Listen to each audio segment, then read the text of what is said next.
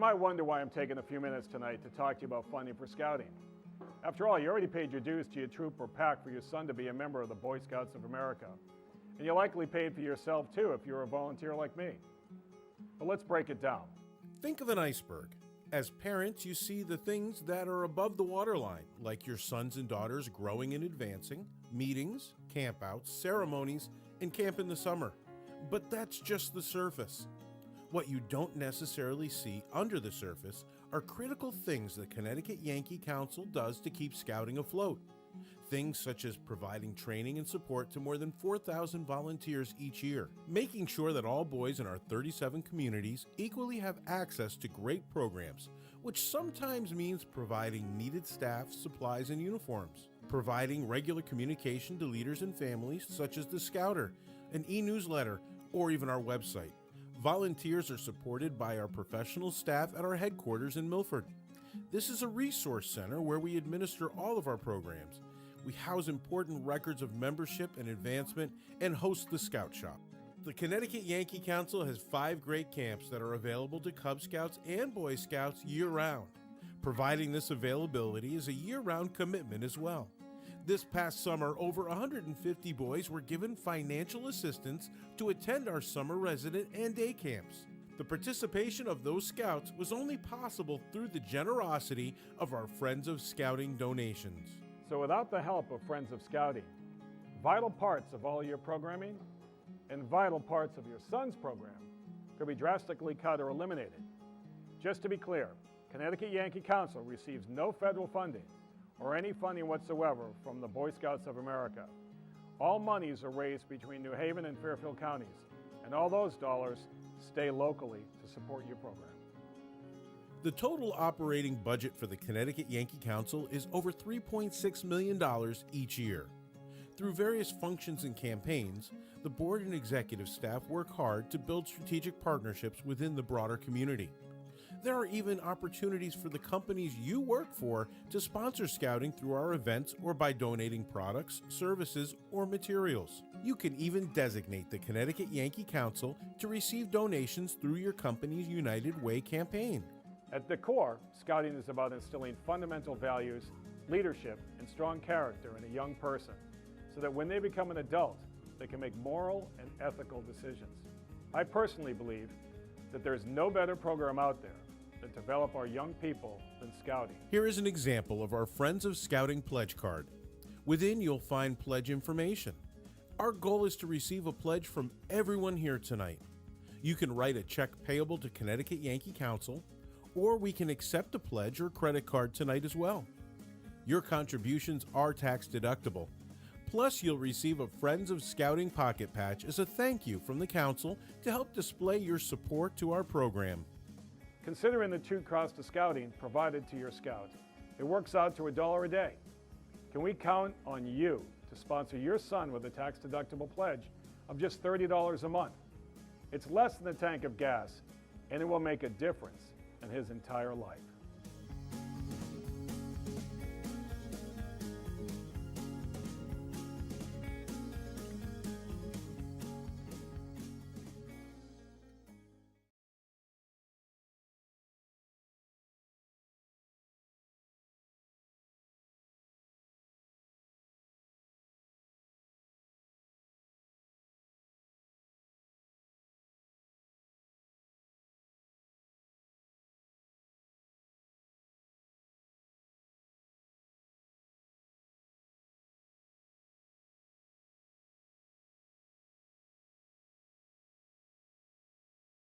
Camp, attention!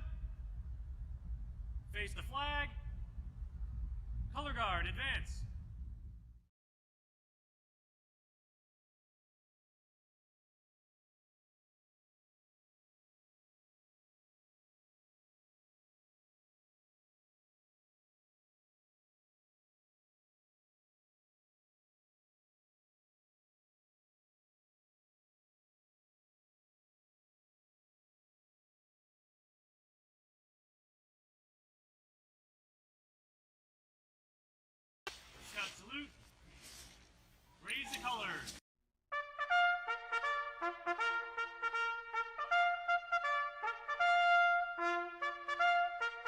Please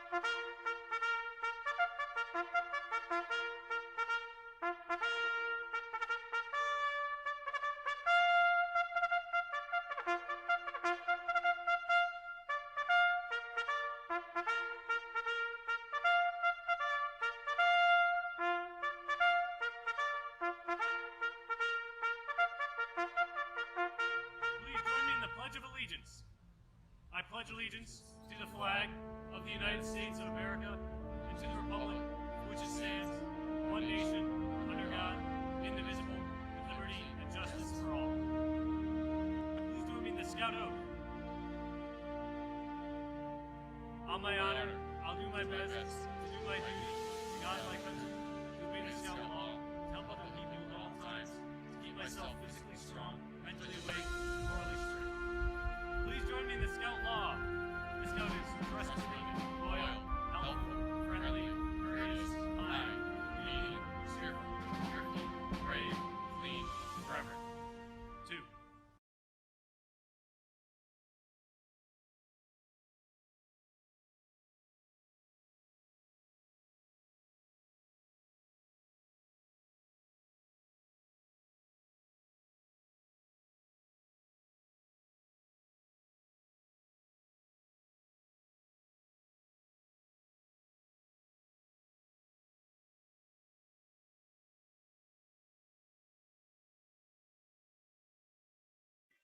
Hi, Kayla. I'm glad you could join us today. For those of us joining us at home, can you tell people a little bit about yourself and your career? Sure. My name is Kayla Rouge. I've been a nurse in Connecticut for 4 years. I work in a local hospital in Bridgeport, and I just finished my 3rd year emergency nursing. So I started off as an oncology nurse for 1 year, and then have pretty much found my niche in emergency. During this pandemic, they've had to emergently deploy some staff to ICU level areas of care, and I am one of them. So I've had the privilege and honor to rapidly train in ICU, but so I guess I can add that to my experience as well. Awesome. Thank you for that dedication. We appreciate it. Can you tell us also a little bit about your scouting experiences? Yes. I've been in scouting since I was 14, and I was a youth up until 21 through my local venture crew. I currently volunteer as medical staff for local camps and the National Jamboree as needed. So every year, about once a year, I volunteer. But scouting was like my whole childhood. That is, every good memory I have is pretty much from scouting. So when I joined when I was 14 with my best friend, we pretty much just the background of our lives was venture crew. All the fun things we did was through crew. The meetings were fun because we just hung out in my best friend's basement. And, Awesome. that's when you think about it like that. It's like, we hung out a lot, but scouting is the reason why I can function as an adult, I guess. We had to organize our meetings and be accountable to just emails. That's hard. Yeah, I get that. Was there any one thing in scouting that you can refer to as your favorite or the most impactful experience? Most impactful would be the Jamboree. I was sent to the 2013 Jamboree in by scholarship, so that was very cool. That's an opportunity I wouldn't have without scouting. And being away from home for 2 weeks is already very intense, but being in the middle of West Virginia for 2 weeks is very intense.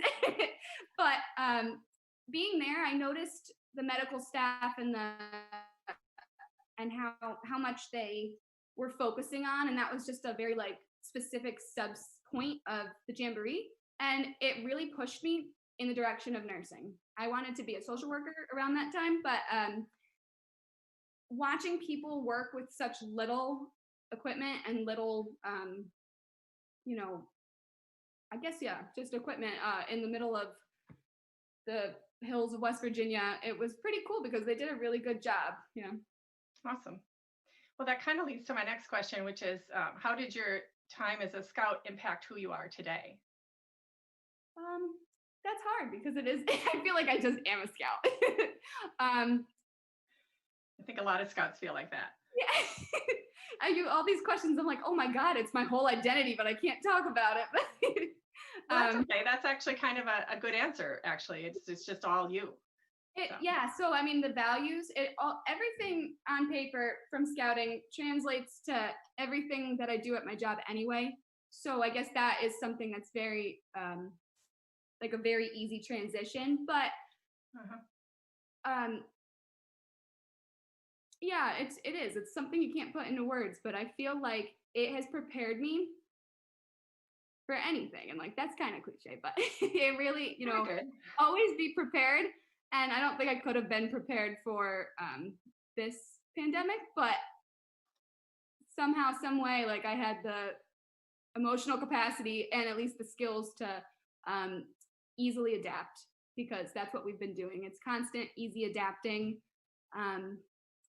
Every day we're facing something different and we're just not sure where we are. Hopefully that this is the downswing, but scouting has absolutely given me the foundation, at least, to make it through this. Awesome. I think most of us can only just imagine what that's like. As someone who was a leader with you when you were a youth, I felt like that path was leading you in the direction of medical and nursing for a long time. Your commitment to first aid, your commitment to running blood drives, all of those things, I think kind of there was those little sparks of things early on. We have a question from a local scout from North Haven. When you chose this career path, did you ever imagine that you would be putting yourself on the line in the way that you are currently? So, yes and no. Like, I guess it's something that you are always at risk, but it's part of the reason why I want to be a nurse. That I didn't realize that we would be facing such a scary situation where nursing staff and ancillary staff are the only ones going in the rooms, really. And so there's an emphasis on the fact that we are the ones at risk, but I don't know. I don't know if no, I guess the answer is no. I just never picked this.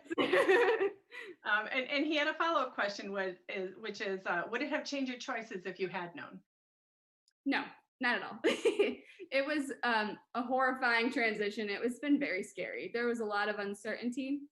But back to the whole values thing, once you make your decision, I made my decision to be a nurse. It's like, we have to do this. We're going to do it. We'll figure out a way. I'm just going to cry about it for a little while. Yeah, I imagine. Okay, another question from a scout. He has a few questions. Has there been one experience that's affected or changed you most in your life? And what would that be? Has there been I'm sorry, what? Is there any experience that has affected or changed you most in your life? Just in general? Yeah.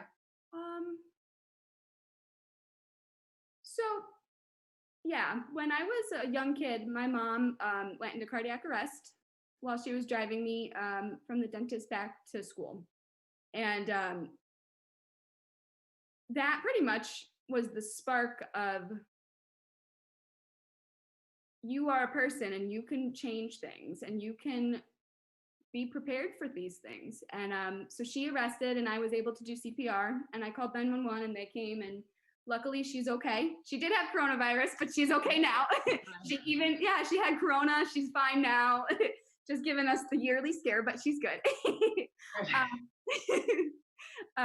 So that incident really opened my eyes to oh my God, I'm a person and I can make decisions, and those decisions affect other people. And that really actually drove me to be a nurse as well. I just didn't realize it. Well, I'm glad that came out okay. Yeah, no, seriously. Right. So what is the most proud moment of your career? Most proud moment, I would say every day since coronavirus started. I don't know what the answer would have been before coronavirus, but anybody who can show up to such uncertainty, in every aspect, I'm proud of myself for not quitting. But That's pretty much it. Yeah. Well, we're proud of you too. Yeah, thank you. What has been the most difficult part of your career? This might be the same answer. No. It's not. I don't know. So the most difficult part would be coronavirus has been easy. The waiting room is empty in the ED.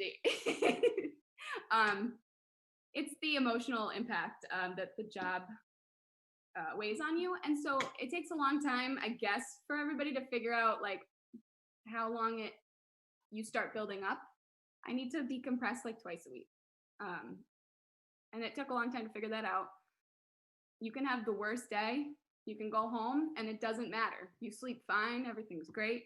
And then 3 days later, you can't sleep. You can't, something's really weighing on your mind. But once you get into the swing of keeping yourself well, physically and mentally,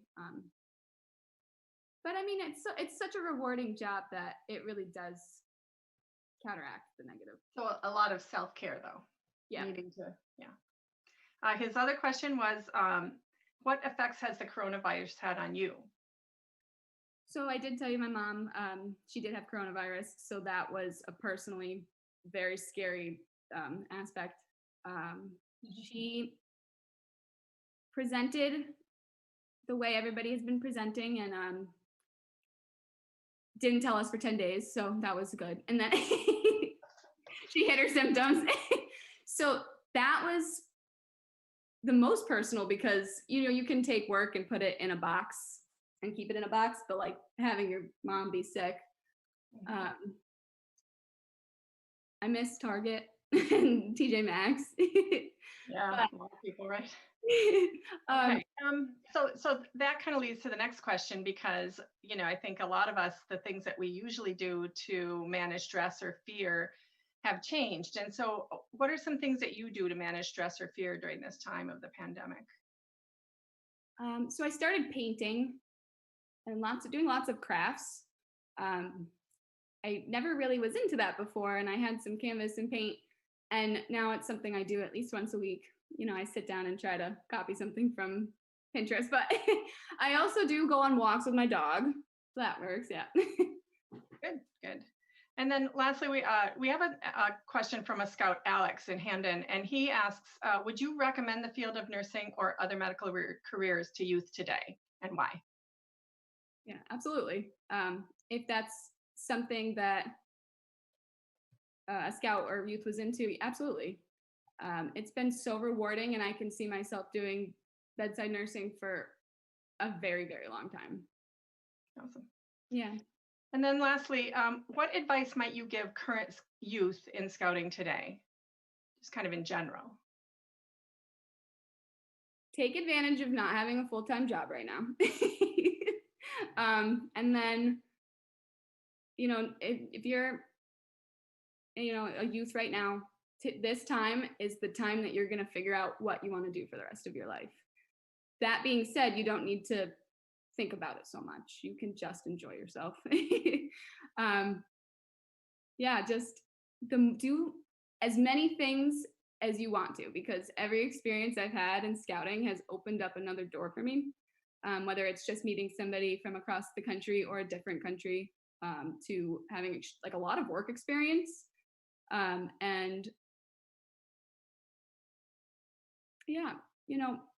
Just breathe. If you are trying to do what you're trying to do that you're supposed to be doing, you're going to be okay.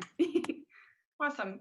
Yeah. Well, Kayla, thank you for sharing with us. We're so proud of all the work you're doing, and I know it's hard, and I know it's probably scary and stressful at a lot of times, but you're keeping all of us and our loved ones safe, and we really appreciate it during this time. So thank you for joining us. Thank you, Caroline.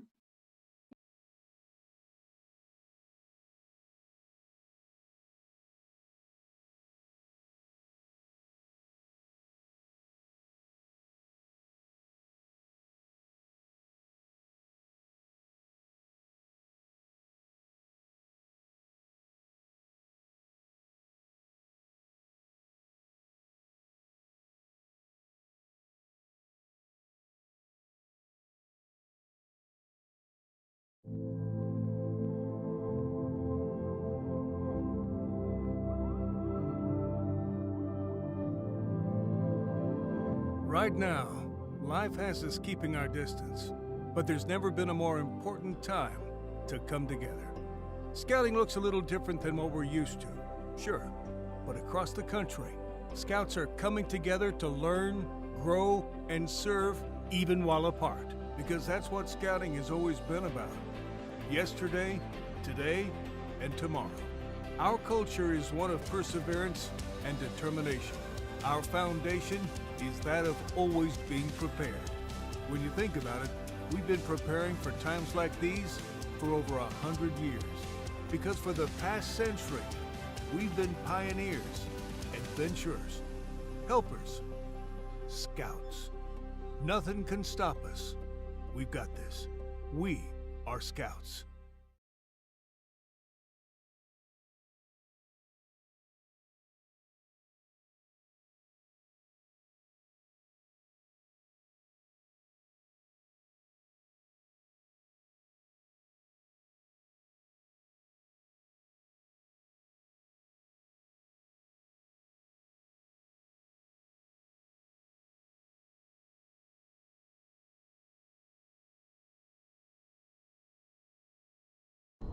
Hi, my name is Dr. Adrian Wong. I am a trauma surgeon who works at Yale School of Medicine and Yale New Haven Hospital. I am also a proud parent of a Boy Scout and a Girl Scout. As a trauma surgeon, I take care of patients who are severely injured. I assess their injuries, stabilize them, and then sometimes operate to help fix things. In addition to work in trauma surgery, I also perform general surgical operations such as taking care of appendicitis or hernias. And I also take care of patients in intensive care units who may have difficulty breathing and are on breathing machines or need more close support after recovering from their injuries and or their surgeries. I also closely work with other physicians such as emergency medicine doctors, anesthesiologists, and orthopedic surgeons, as well as other healthcare providers, nurses, respiratory techs, and pharmacists. You know, I'm very fortunate that I get to work and help people on a daily basis, and I also get to see the results of my work as patients improve. It is very gratifying from that standpoint. As with everyone else, my work has certainly changed in the last few months due to the COVID-19 virus. Although we have less surgical patients, we are helping take care of patients with COVID-19 in intensive care units that may be on breathing machines.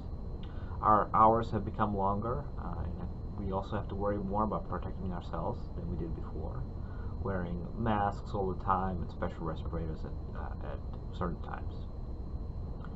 Many of the values from the Scout Law and Scout Oath, I think, are very much exemplified by people working in healthcare. You do your best every day to help others. You have to be friendly, you have to be kind, you have to be courteous, and you also have to keep yourself strong and keep yourself constantly educated so you can do your job well. I hope everyone is enjoying the virtual Camporee, and good luck.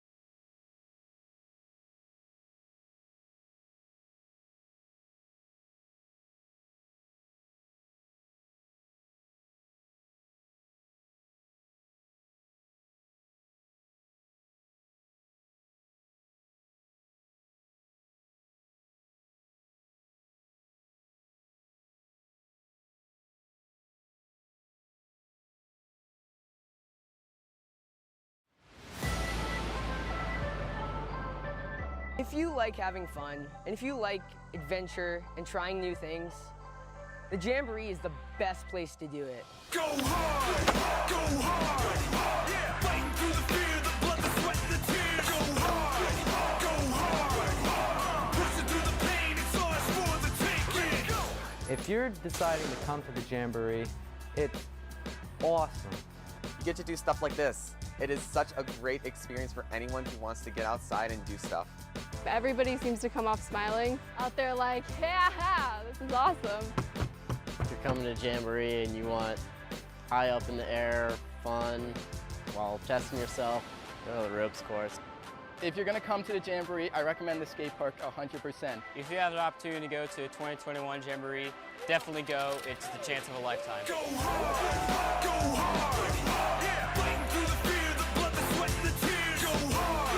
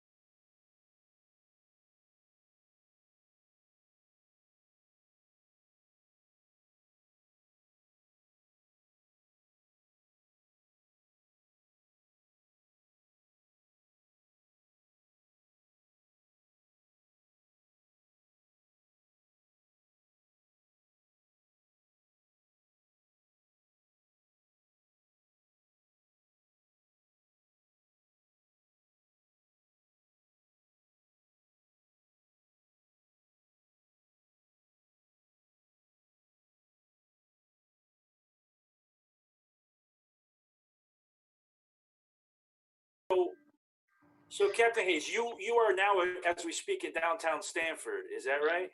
I am. I'm on back of the St. Mary's Church on Elm Street, and we're giving away packs of 10 masks to any car that pulls up. I can swing around. I'll show you them. Yeah, go ahead. They're all. You got everyone. You got chiefs, captains, firefighters, and we're just thousands of cars that come through, and we're handing out 7,500 masks today. Wow. Is there a line there? Yeah, there was a line earlier. It seems to be dissipating, but it comes in waves. So, we're expecting to run out before we're supposed to stop at 7, but we'll be out of them. But we'll be out of masks before then. Oh, that's cool. That's cool. So Yeah, your guys prepared for this. They came in from like emergency management. You got your cases of those, and then. Okay. I'll show you my crew over here. They're the guys in blue. See them over there? Those guys. They're giving away the masks. Cool. So it's one of the many. It's one of the many public relation things we do. Forgive me. There's a lot of wind down here, so if it gets windy, you gotta let me know. We got you good. Okay, cool. So so it's one of the many public relations things we do. When we're not fighting fires, we're out here doing everything from giving away masks to, if in better times we'd be doing station tours or actually, what we're doing right now is a lot of birthday parties. We're driving up and blowing our sirens for little kids who are having birthday parties with their families. Oh, that's an awesome idea.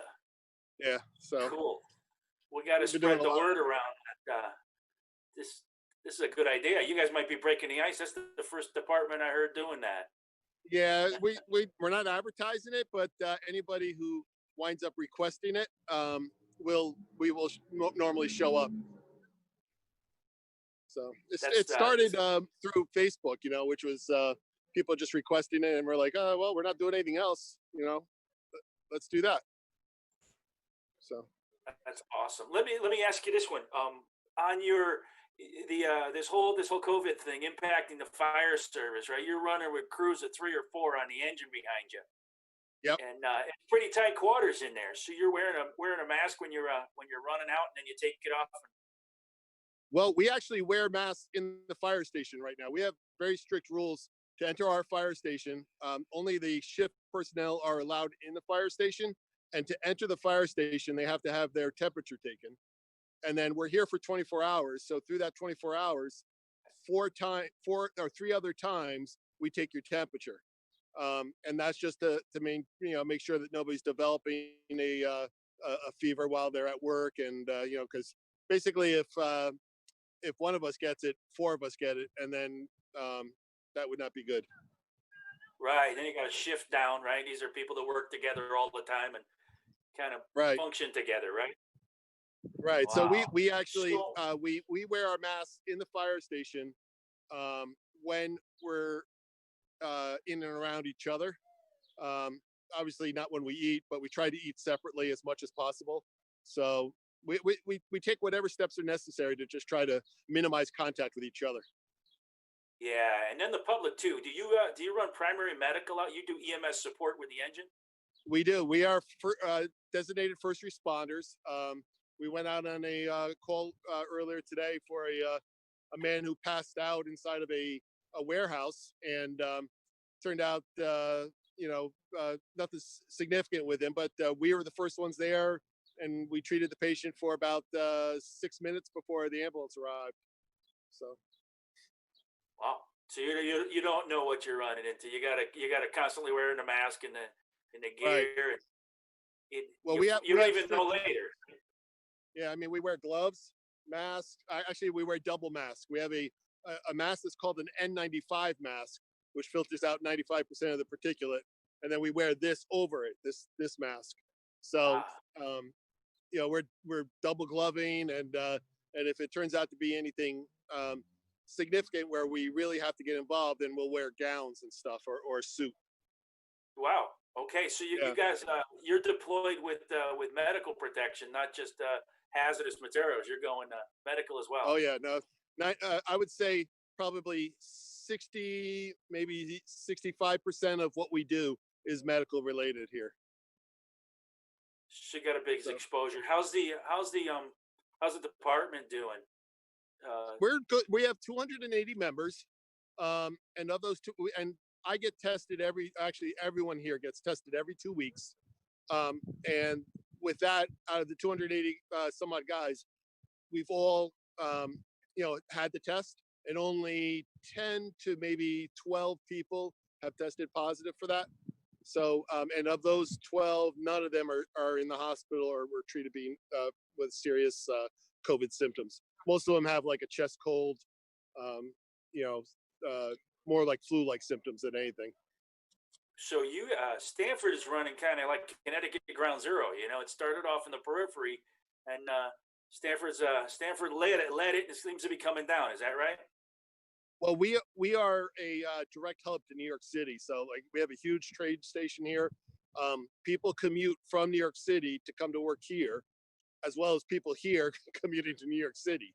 So this is we used to be the 4th largest city, and I think we've just taken over the 3rd spot. So, and we're growing exponentially. I'll give you a tour. You can see all the high-rise buildings in back of me, in the distance. But we have the most number of high-rises than any city in Connecticut. That takes a big amount of hardware in the fire service to support that kind of exposure and a lot of training.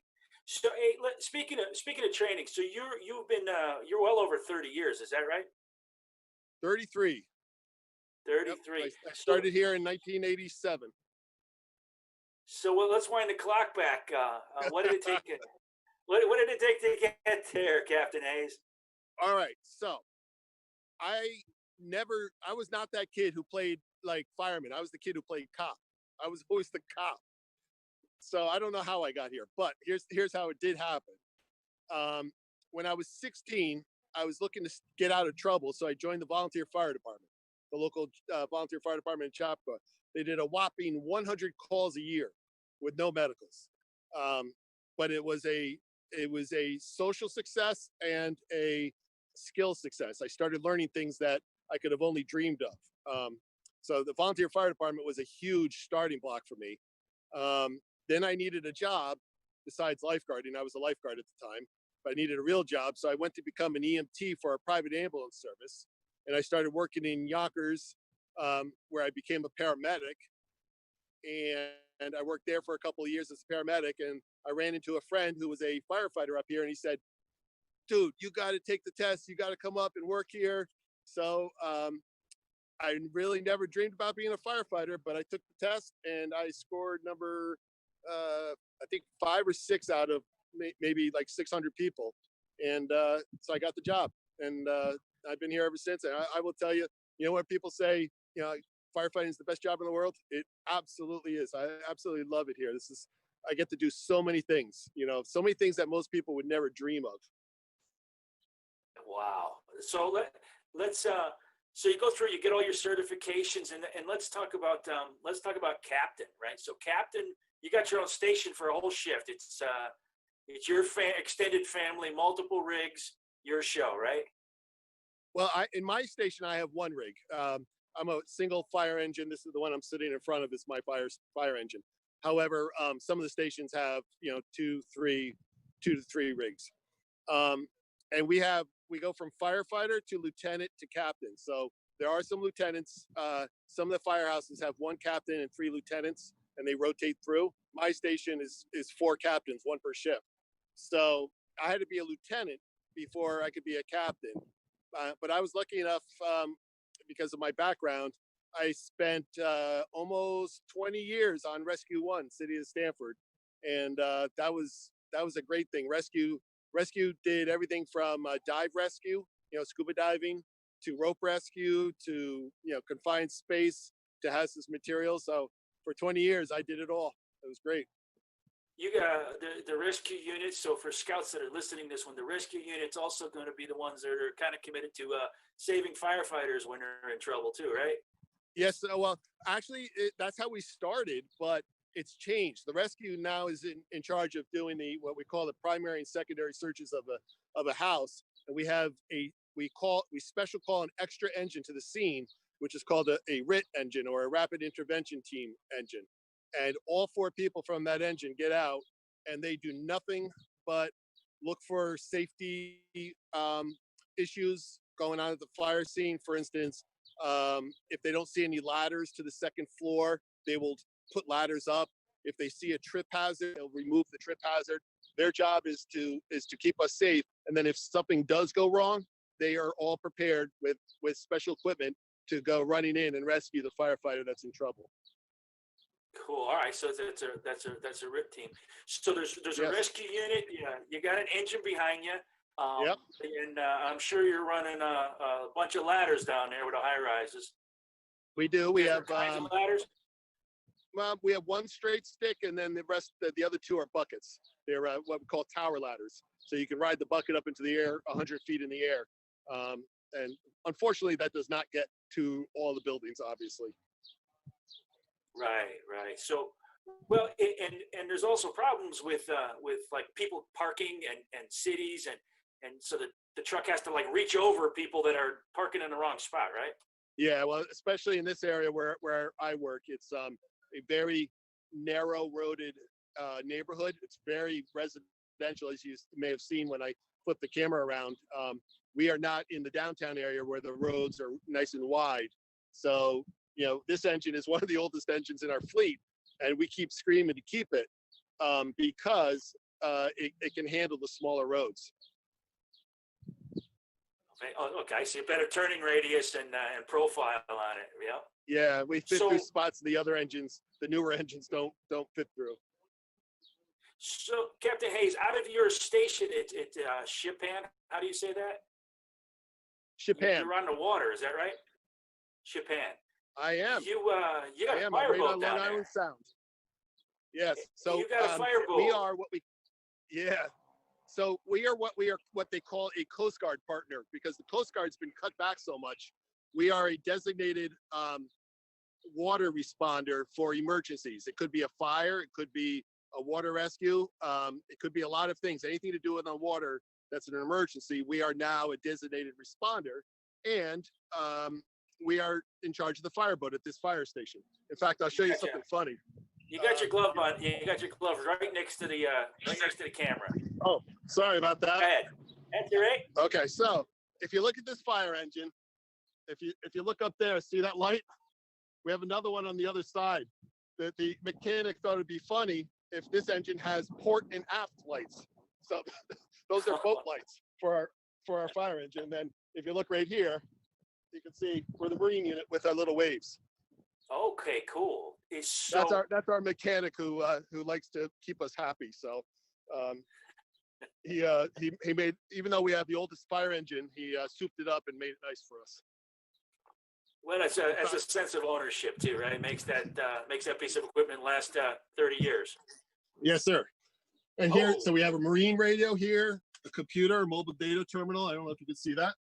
Got it. And we have this thing right here is a key to the city. It's electronic. It opens up like all the doors in the city. So it's guarded with a lot of security. We have a thermal imaging camera, which allows us to see in the dark, or in a smoke-filled room. It'll help us find a body if we need to. And we have radios, and this is just my spot. You can see it's really crowded here. But here, I'll show you here's the driver's side is over there. The driver, all he does is drive to the scene, blows the siren, gets us there, pumps water, and that's his job. To make sure he does not go into the buildings unless he's part of that RIT team I told you about. Right. That's awesome. And right behind you, facing the opposite direction, would be the rest of your crew, right? Yes. Yeah. In the back seat. Here, I'll even show you. It's not very spectacular because it's an old fire engine, but you see, we have enough space for 4 firefighters back here, but there's only 2 that ride back here.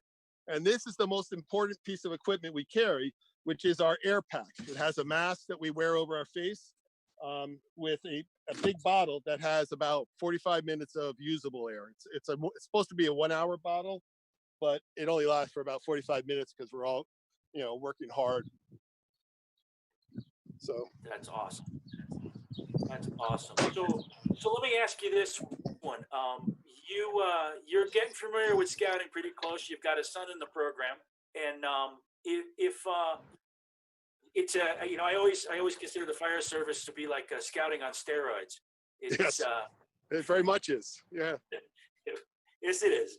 It's the other side of lighting fires, but yeah.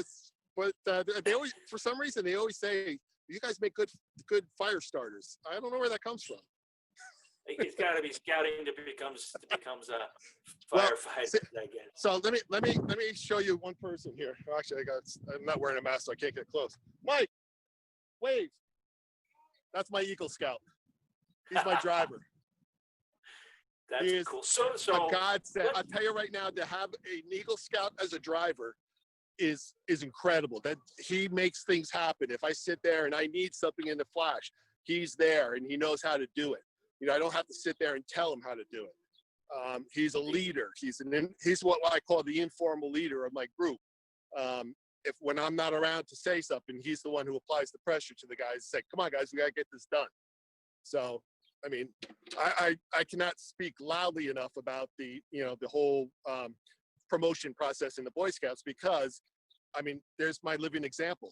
He's I couldn't imagine a better candidate to drive me around, for on a fire engine. So let me ask you this, and I'm going to let you go back to work in a minute here. If you had to leave some wisdom from 30 plus years in the fire service, and there's a bunch of scouts that are going to be listening to us here, what would you tell them?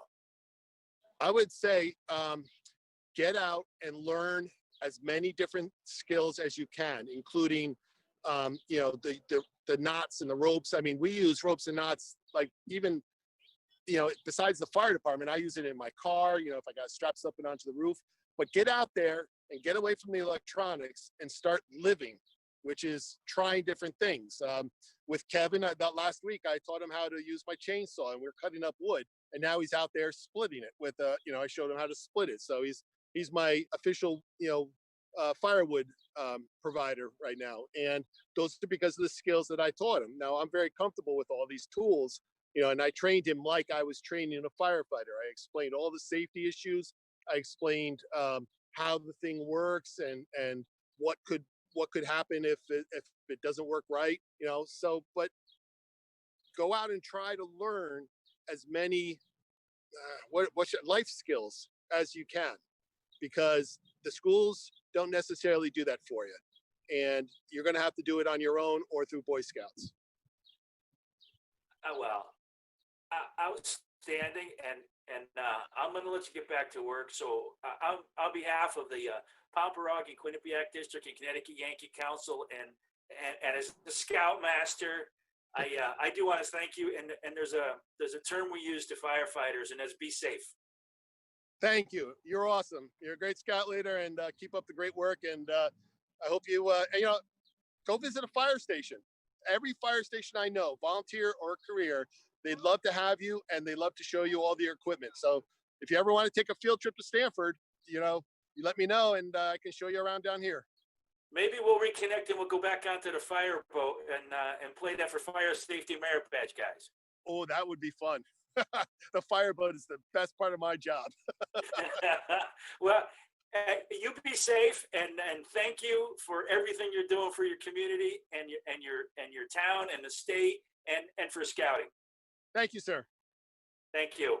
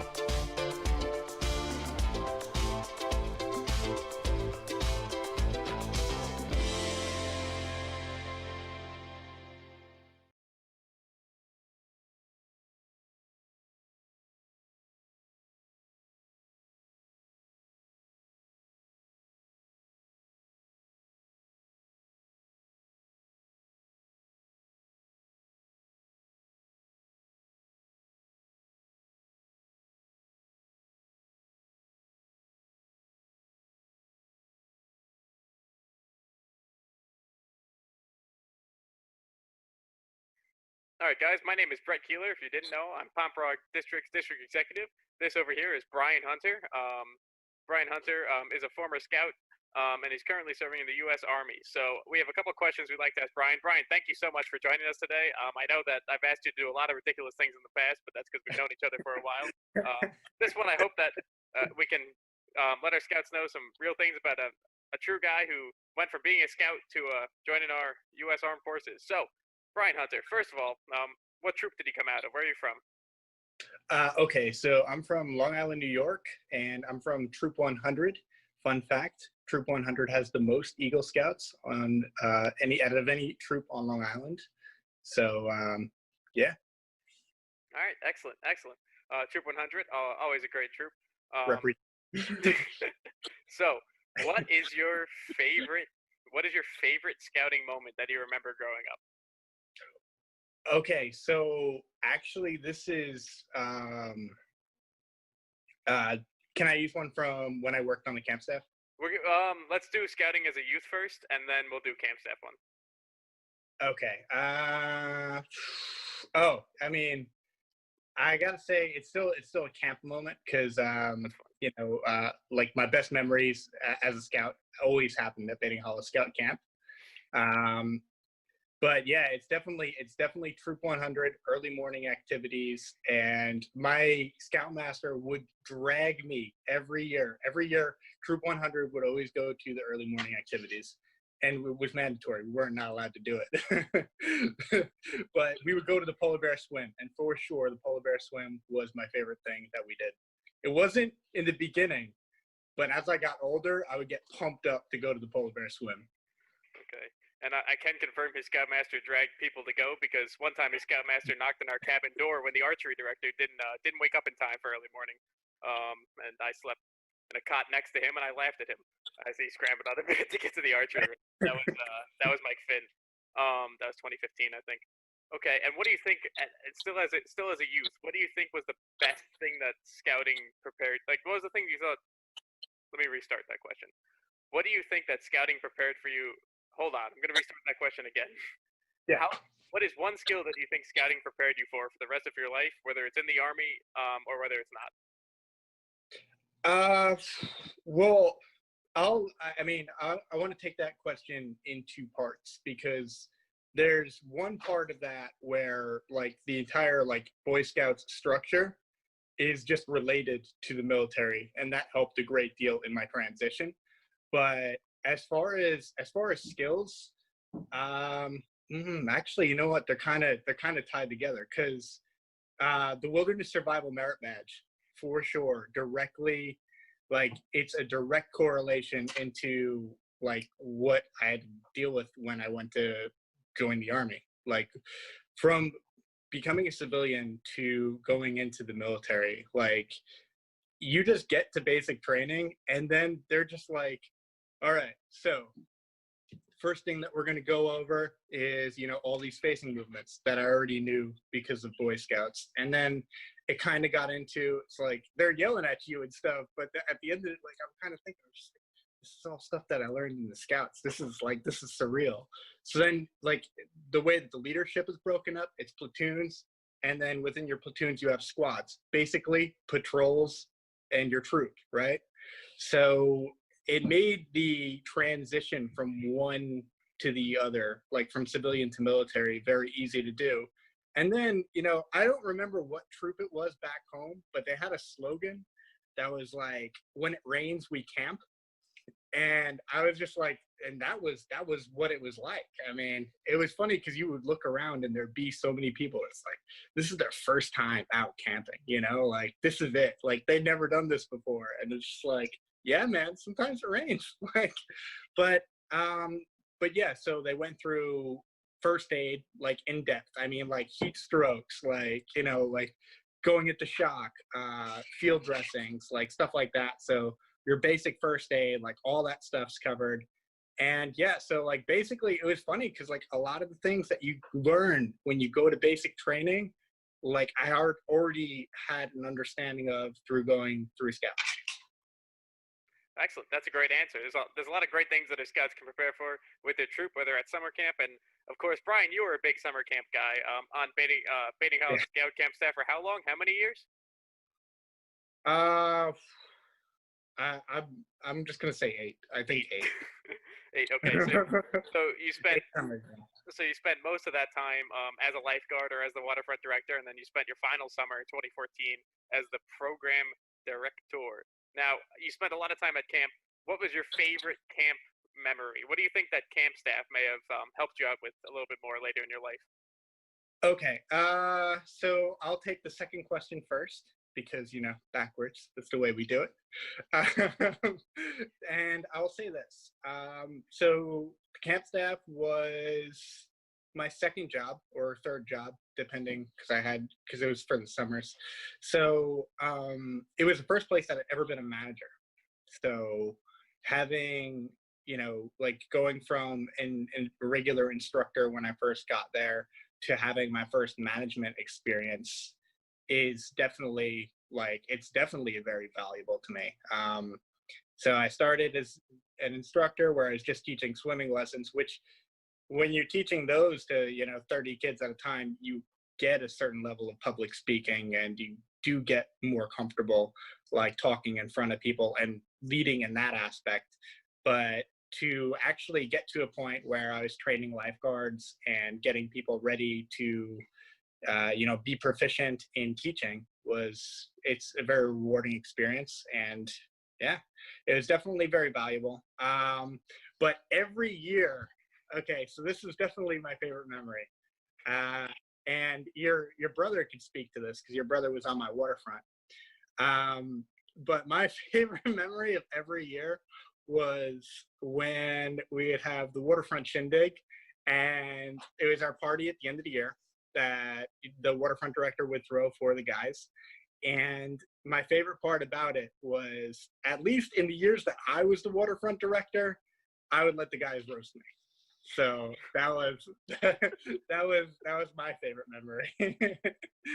And I think if you ask like your brother or some of the guys that were on the waterfront, it was a good time. It was fun. Yeah.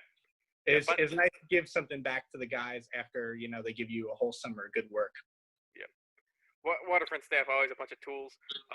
Now the power of video editing is going to make that go away.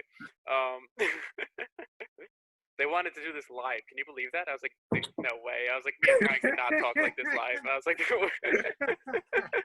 I was like, first of all, Brian won't talk to anybody but me. Second of all, no, that's just not gonna work. We're gonna laugh too much.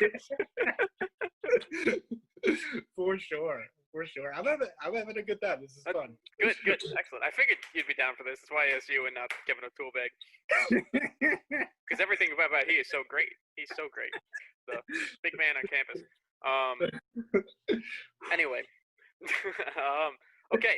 So after your time on camp, wow. All right. Back to that was not a proper pronunciation of camp. Okay. Power of video editing. I just say crap until I speak a correct sentence. So after your time on camp staff, you obviously did a couple different things, and then eventually you led down to the career to joining the military, joining the Army. How do you think that change has impacted you, and what made you do it? Well, I mean, honestly, it'd been something that I had always thought about doing. And more or less, I mean, I just went into my career field that I graduated in. I just didn't like it. And I was like, well, this is the other thing that I wanted to do. So I pretty much just went for it. I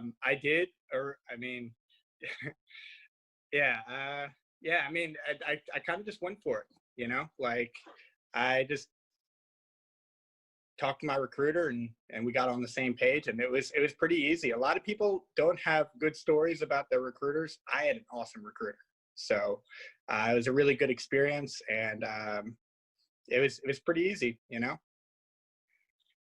Okay, so I'm going to ask you to give some of that big brain of yours, put it to work a little bit.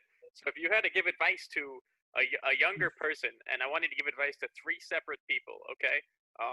One is a scout, one is a camp staff member, and one is a young man or woman. Remember, we do have boys and girls in scout troops now. which is getting more and more big every day. I know you're not used to that just yet. But what would you give to a young person, either a scout, a camp staff member, or somebody looking to join the armed forces? And what advice could you give them to help them along that path? Okay. It could be the same bit for all three. It could be different. That's your call.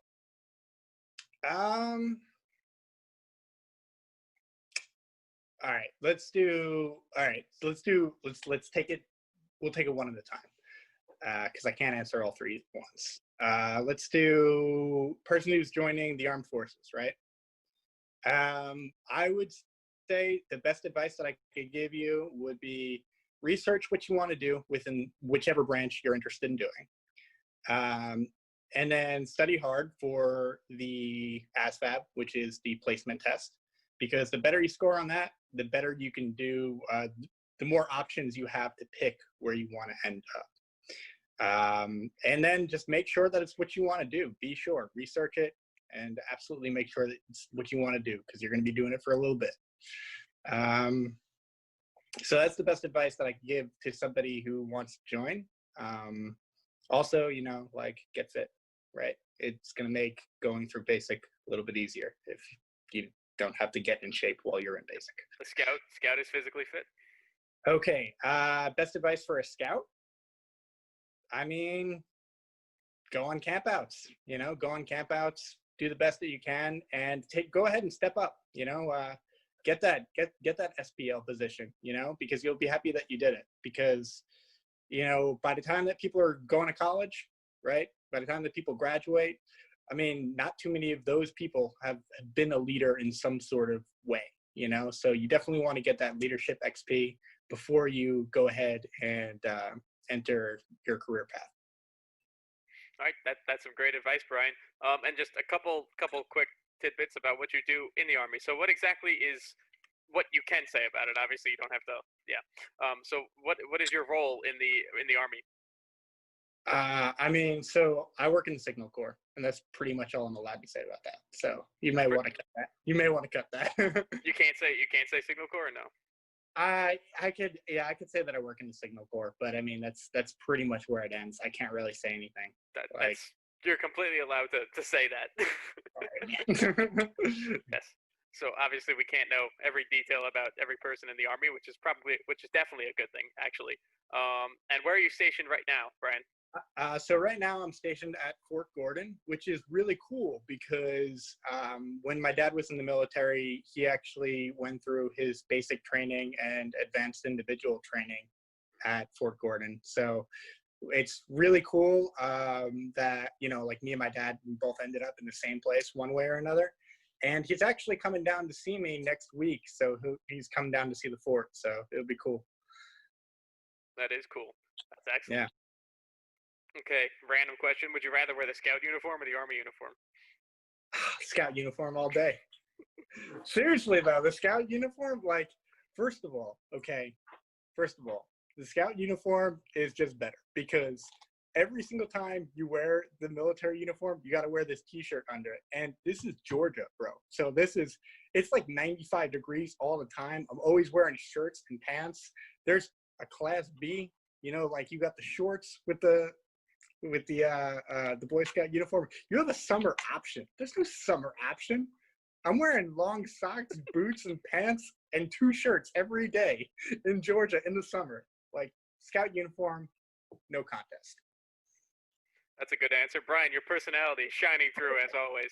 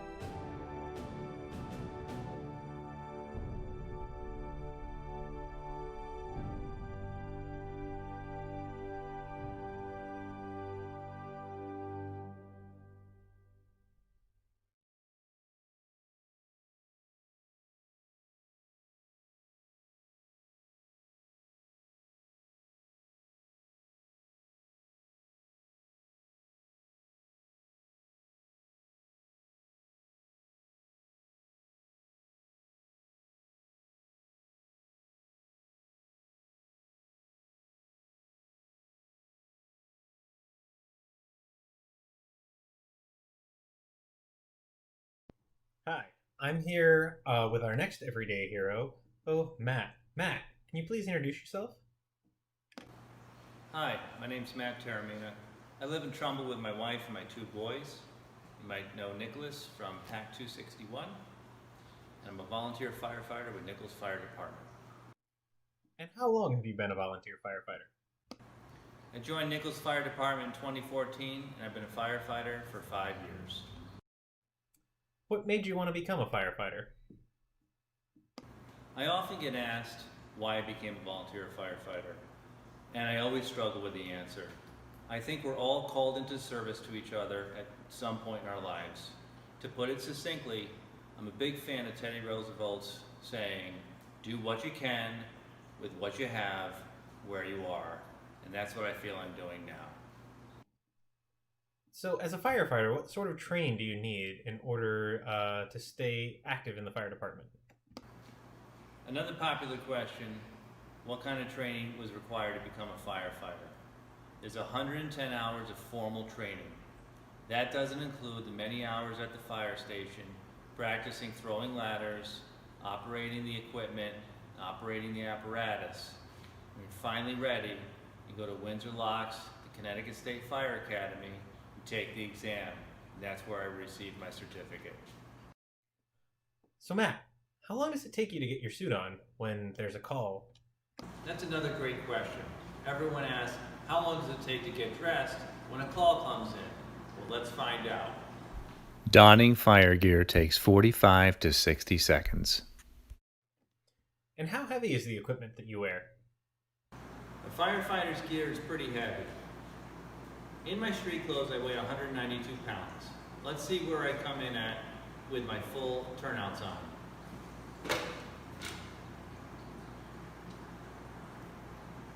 224, so that's 32 pounds just with the firefighter's gear. So we lift off at 224 pounds. Now I've added my air pack and a set of hand tools.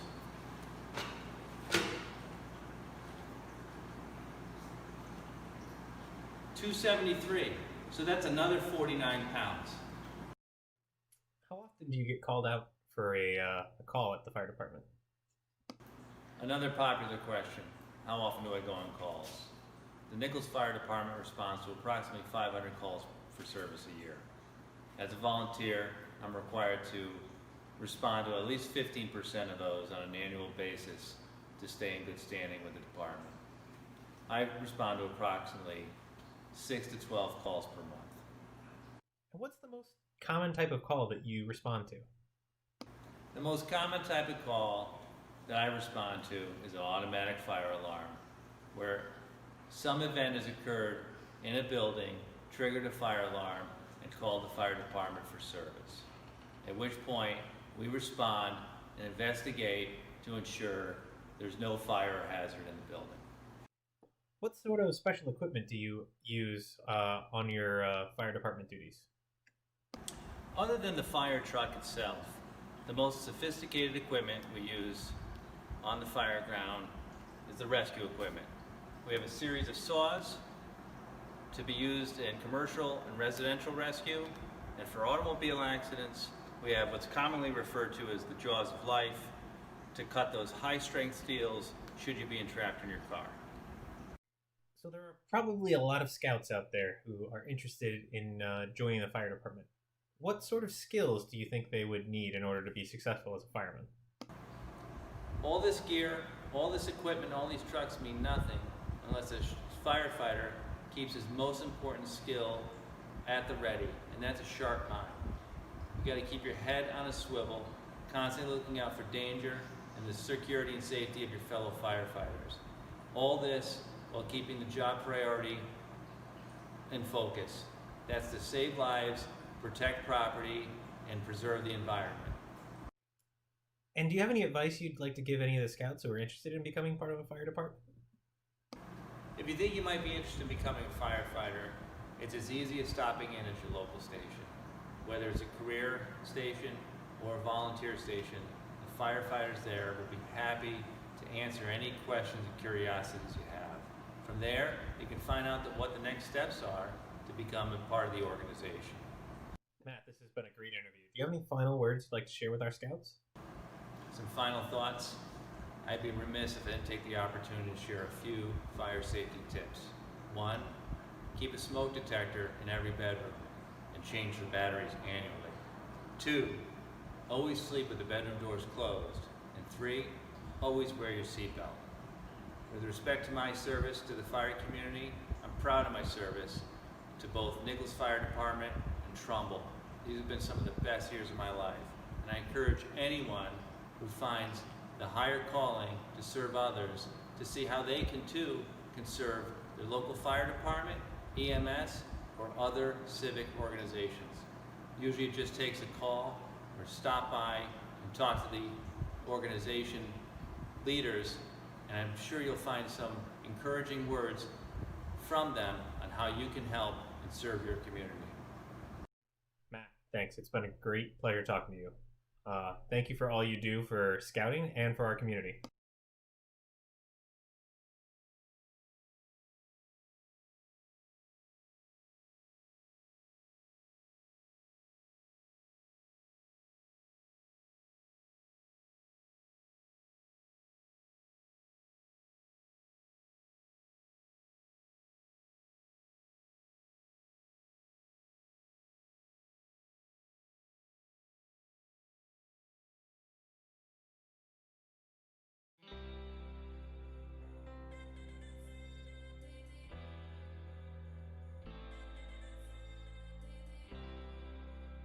Philmont Scout Ranch is a 140,000-acre wilderness in the Sangre de Cristo Mountains of New Mexico.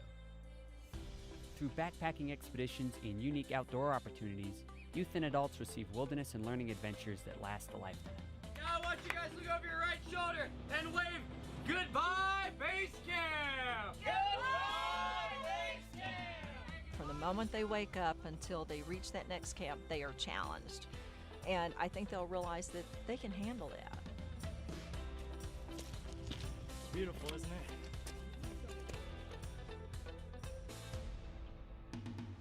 I really learned what I can do.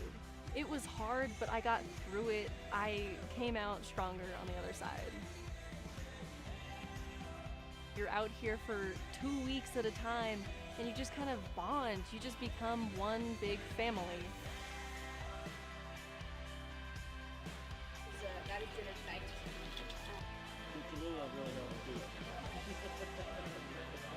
No one is smarter than all of us. You got to prepare and you got to work as a team or you're not going to do well. I guess you could call us a band of brothers, and we never let one of us quit. All of us that started, we all finished. Philmont has made me more trustworthy, more loyal, more helpful, more friendly, more courteous, more kind, more obedient, more cheerful, more thrifty, more brave, more clean, and more reverent. It stops being a thing that you're following and just starts being part of your being.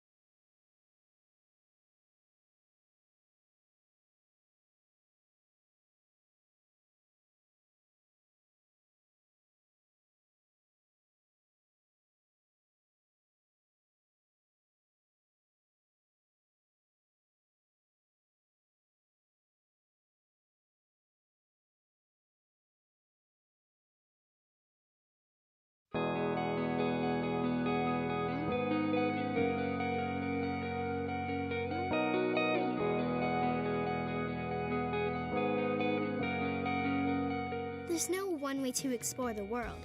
My way is to push myself and never take the easy road. I prefer a road that winds through forests and goes up mountains because I've always been an adventurer at heart. That's why I can't wait to be a scout. Because scouting will guide me to great things. It won't just teach me to navigate the woods with confidence, but it'll give me the confidence to navigate the world. I'll enter the Scouts as the best version of myself today and will grow into the best version of myself for my future. Scouting will show me how to use bravery, trustworthiness, loyalty, and kindness to become a person I'm proud to be. Because there's no one way to explore the world, and my way is in the Scouts. So scout me in.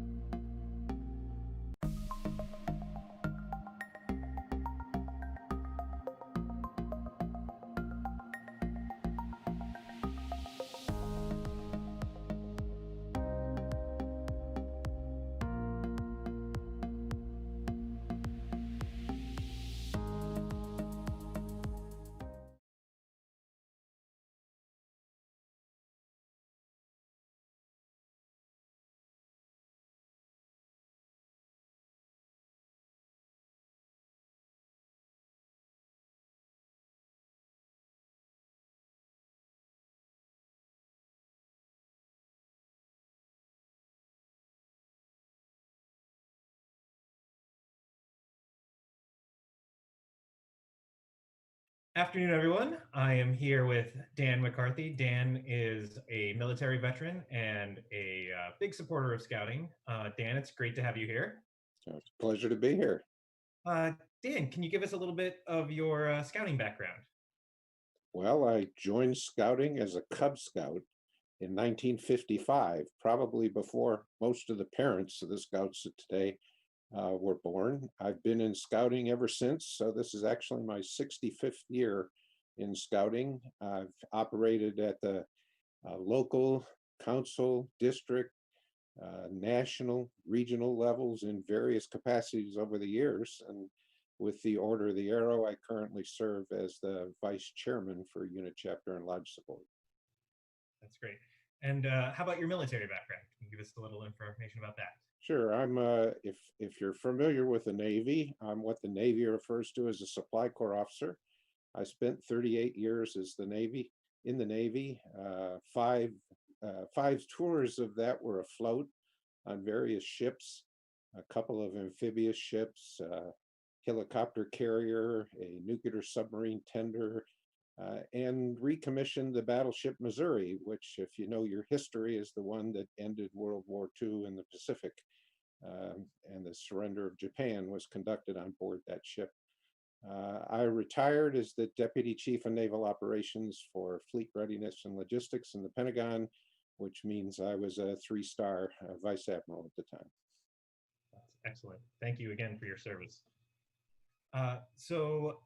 Question from a scout, Mark in Stratford. He is interested to know where you've been stationed throughout your military career. Oh, well, goodness. As you can imagine, with 38 years in the Navy, it's been all over the place. I've been in 13 different scout councils as a result, served in every region. And it's varied from Tidewater Council in Norfolk, Virginia area, over to San Diego, up to Monterey, into Newport, Rhode Island, into Northeast Georgia, over into Pearl Harbor and the Aloha Council, out in Guam, up in Seattle. So it's been lots of different places. That's what makes scouting so exciting. That's great. So of all the places you've been stationed, which place is your favorite? A lot of people have asked me that question, and I guess my answer typically is they all are. I mean, I find exciting things at every place that I've been. I've enjoyed every station I've been. I honestly think scouting's a good part of that. One of the things I often tell military people is the beauty of scouting is you can walk into any scout office, regardless of where you're stationed, and say you want to help, and they'll always have something for you to do, and you'll immediately have a family to be part of. So it's made both my military and scouting career very exciting. Oh, that's great to hear. So what made you decide to go into the military? Well, at the time, we were in the midst of Vietnam, and I was just coming out of college and was debating, if you will, how I could serve. And in this case, I had a good friend who was a naval officer at the time who encouraged me to join the Navy. I had been working in business, basically to get myself through college in the retail industry. And the Supply Corps are kind of the business managers of the Navy. And so it was a natural fit for me. So I went to the Navy and said, I'd like to become a Supply Corps officer. And that just led to what I thought was going to be 2 years of service and ended up 38 because I had so much fun doing it. That's great to hear. Sure. Another question from a scout, Thomas in Milford. He was interested to know how many people were under your command. Well, it depends. As you would expect, in various different command capacities, you have different amounts of people. The most I had under my command was when I served as the chief, what today would be referred to as the Chief Operating Officer of the Defense Logistics Agency, which at that time I had 30,000 people working for me and a budget of about $60 billion. Oh, geez, that's a lot.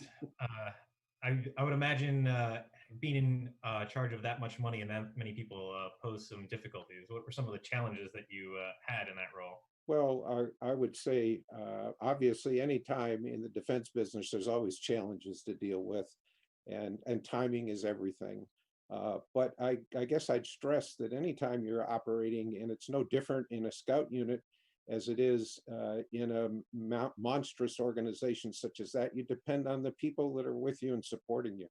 So your job as a leader is to ensure that they're properly supported and have the tools and the capability to be successful, and then to help remove barriers. And you can do that at any scale as you get older and you mature and become involved in opportunities at higher levels. It does expand the number of people you're involved with, but it doesn't change the fundamentals of leadership that you learn in scouting. So, in your experience, can you tell the difference between those who've been involved in the scouting program and those who had in your experience in the military? Oh, yes. I think Bob Gates used to say that everything he learned, and for those of you that don't know Bob Gates, former national president, but also former Secretary of Defense and former head of the CIA at one point in time. But Bob used to always say that every leadership skill he learned was in scouting.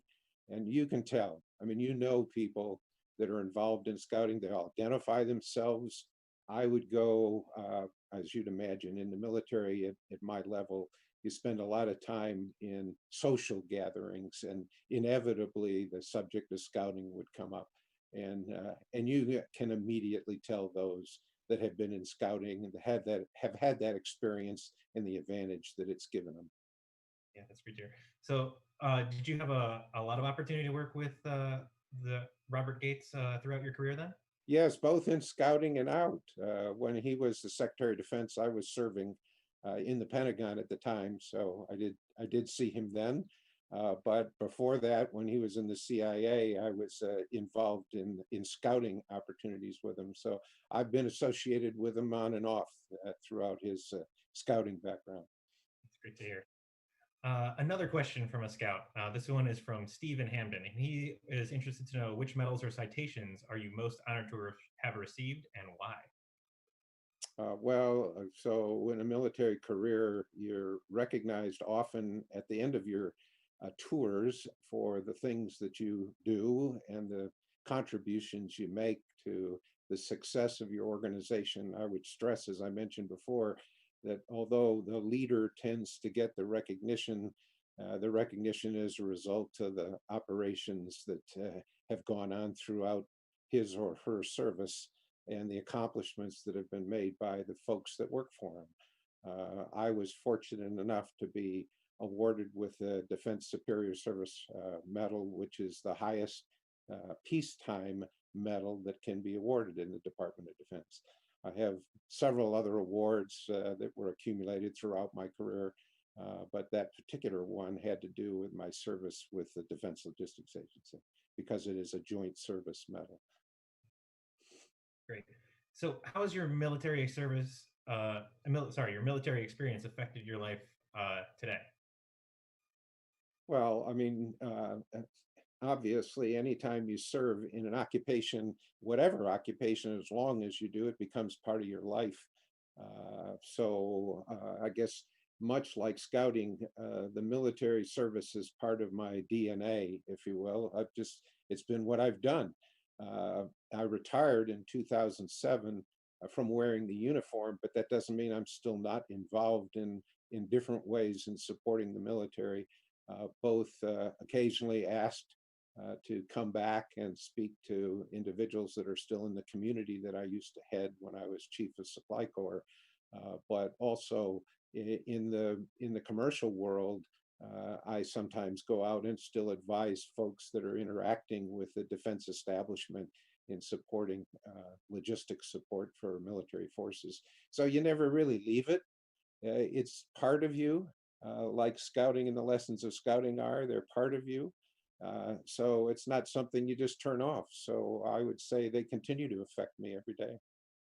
That's great. So like yourself, there are plenty of scouts who are interested in becoming members of the military. So what skills do you think our scouts can work on to be effective members of our military? So it's all about leadership. I mean, it's all about leadership. And what is scouting? Scouting is an opportunity to learn the skills to survive in the outdoors, clearly, but skills that can support career development, skills that ultimately develop leaders. And as we often say, we're in the business of preparing young people for life, but we're in the business in doing that of developing leaders of character for the future. And what more could any military organization or any commercial organization or civilian organization or nonprofit organization want but to have good, high character leaders?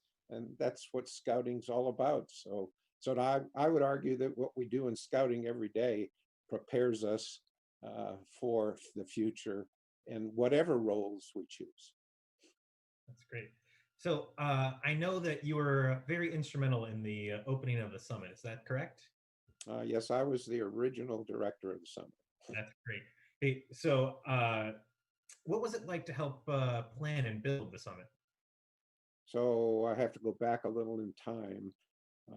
The whole concept of the summit originated in 2007 when the BSA Executive Board wanted to explore the idea of whether or not we should leave Fort A.P. Hill, which we'd held jamborees at since 1981, and look for a place of our own for future jamborees. There were various reasons that were causing us to consider that alternative.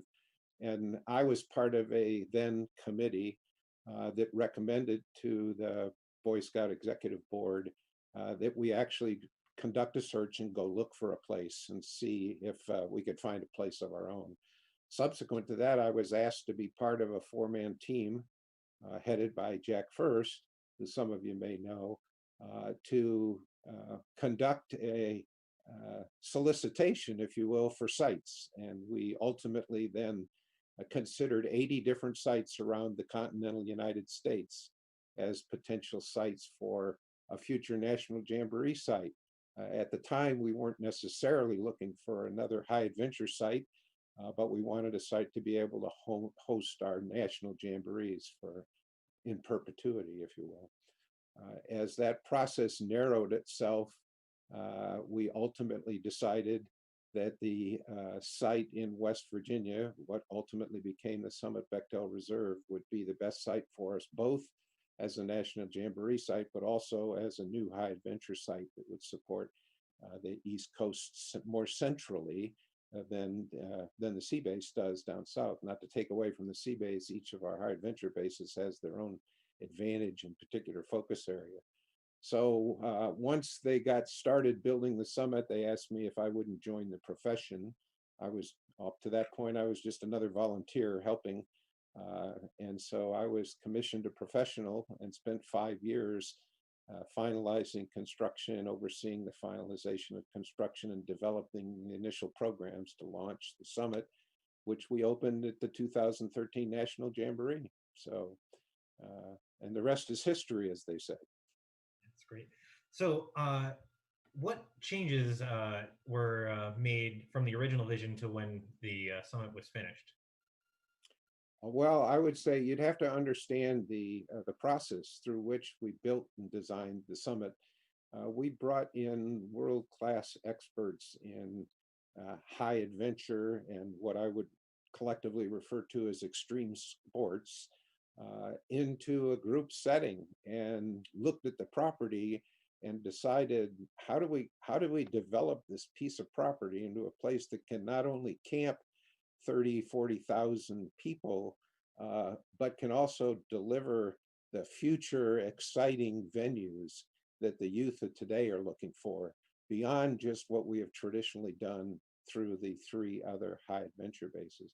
So the concept of the summit became something very different. Rather than focusing on a single or a primary area like afloat operations down at the sea base or northern tier canoeing or Philmont and the hiking and trekking. The summit was designed to address a whole range of extreme sports. So it's a collection of activities that's unparalleled anywhere in the world. And the scale and scope of what's done there is unparalleled. So I would say as we put the concept together, what we wanted to do, we stuck with the concept that was developed And what you see today is actually what was developed in those early days of brainstorming, if you will, and deciding on how we wanted to utilize that property in a way that would support scouting for the next century. That's great. So what were some of the biggest challenges that you and your committee faced when you were putting the summit together? Well, I wouldn't refer to it as a committee in this case. It was really a team of people that were professionals and contractors that helped put that place together. There were some interesting times, as you might imagine. Some of the nature of the venues that we developed created challenges in and of themselves. Stretching zip lines 3,200 feet across a lake, as an example, but probably the one that was most memorable to me had to do with getting the lakes filled in time for the World Jamboree. West Virginia doesn't have natural lakes. They have lots of rivers, but all their lakes are man-made. So the lakes on the summit are all man-made lakes. So once we created the dams that enabled the lakes to fill, then we had to have the water, which meant enough rain to be collected to fill those lakes. And so probably one of the most anxiety high periods of time was ensuring the lakes were going to be filled for the Jamboree, because we couldn't delay the Jamboree, had to happen on time. And fortunately it all worked out, but there were some sleepless nights, if you will, while we were waiting for the rain to come. Was there any time you thought that those lakes weren't going to be filled in time for the Jamboree? You know, I guess from the outset when we started this, we always felt that this was just the right thing. It was the right thing for scouting at this time, and that there was a divine hand ensuring that this place was going to come together when it needed to come together. So I think all of us always had that level of confidence that no matter what it may look like on any given day, it was all going to come together, and it did. Yeah, it's a beautiful sight, and we're glad to have it. So what would you say is your favorite part of the summit then? Oh yeah, but it's a little bit like your question of what's your favorite duty station. Yeah. The beauty of the summit is it's, you know, every venue is exciting, whether you're into zip lining or BMX or skateboarding or shooting. You know, I mean, all of these varies. There's 12 different independent venues on the site that every one is a world class, and every one is designed to allow someone who has never tried that particular sport to be able to go in and learn, as well as someone who's maybe pretty much an expert in the sport can still be challenged to learn even more about the sport. So I think the exciting part about the summit is we would have people come in that would arrive thinking, well, obviously the best thing here is going to be to ride a zip line, and go away thinking, wow, I never knew I could skateboard. And you learn new skills, and all of those are designed to challenge, to push you beyond maybe what you thought your capabilities were, but to do it in a safe way that is exciting and a learning experience at the same time. So I have to say that every one of the venues has its advantages and its benefits. And the beauty of the summit is being able to go to all these different places and really learn and experience and challenge yourself. That's great. So you kind of alluded to it, but there was a large team of volunteers, professionals, and contractors that helped make the summit what it is today. How many people were involved in bringing the summit to fruition? Well, so at one point in time when we were under construction, we'd have 2,000 people working on the site at any given time, and they'd be working 24 hours a day. So we were moving dirt in the dark. We would literally be moving bulldozers controlled by GPS satellites that would be working all through the night. So you can imagine the level of complexity in taking the main site of the summit is 10,600 acres, taking and reshaping that into what you see today. It didn't look like that when we came to the summit originally. It was pretty much a forested area. So when you look at beautiful lakes and camping areas and that, if you had been there when we first looked at the site, you wouldn't have seen any of that. So there was a tremendous amount of effort that was made to develop the site initially. And then we involved a significant group of volunteers to help take the design, if you will. As I mentioned, it was developed by these world-class companies in each venue case, and now create the programs that were going to be executed on it. And that was a combination of professionals and volunteers that came together that had expertise in those particular sports, and developed the programs that today constitutes what the summit offers.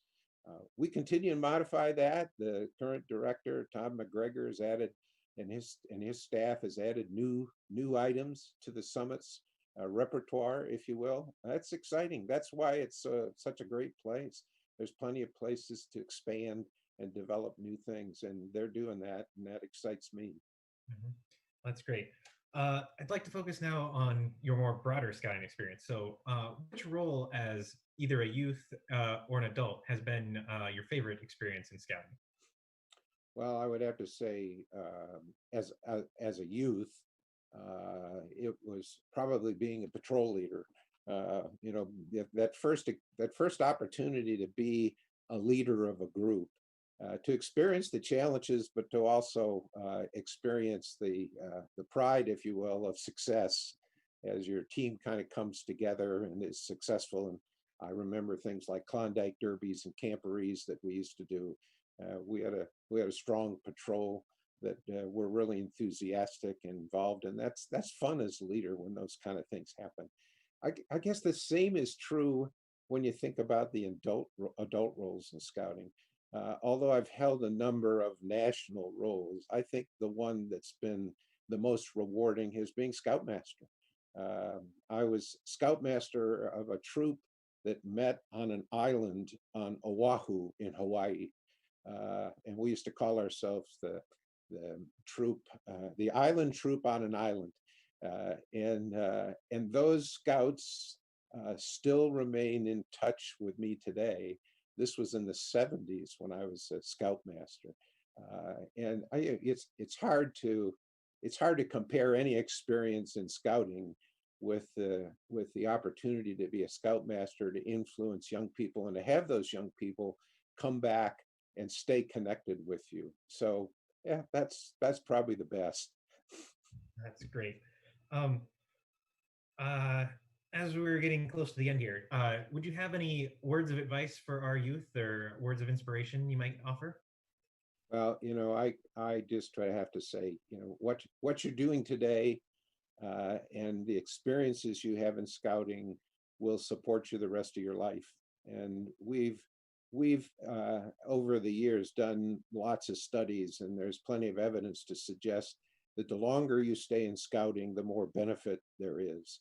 And so I encourage every young person, no matter what their role, to take full advantage of the opportunities in scouting, learn as much as you can learn, take on leadership roles. It's the time to try things and experience, because as you get older and your position and your profession depends on your success as a leader, you don't have as much flexibility as you did when you were a scout.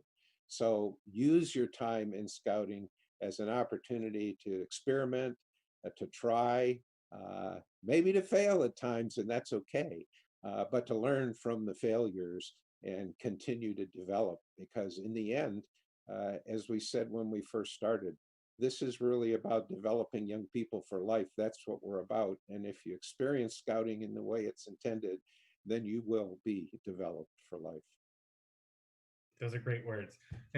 Again, thank you, Dan, for taking some time to talk with us and our scouts, and we really appreciate your time. Happy to do it. Good luck. All right. Thank you. Uh-huh.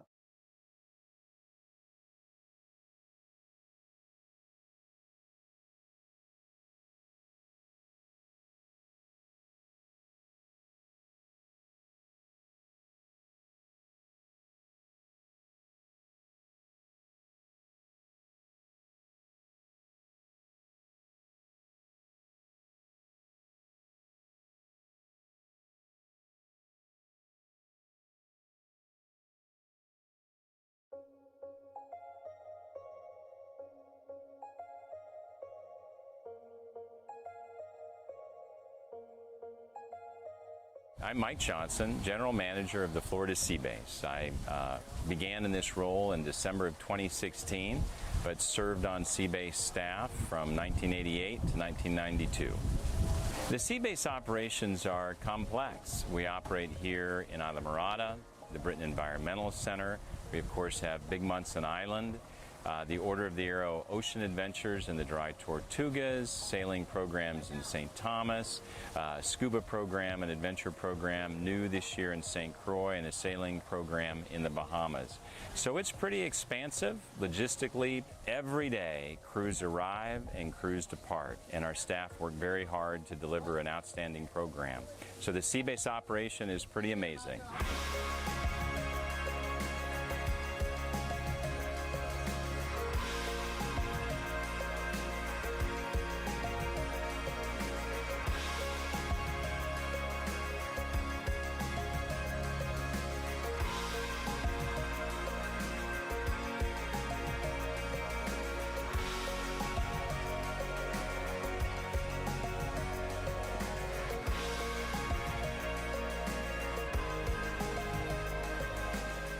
The thing that the Sea Base offers that no other high adventure base offers is the ocean experience. It's the opportunity for a scout to jump in, essentially be in an aquarium, see fish, turtles, dolphins, eels, rays. It's a once-in-a-lifetime experience.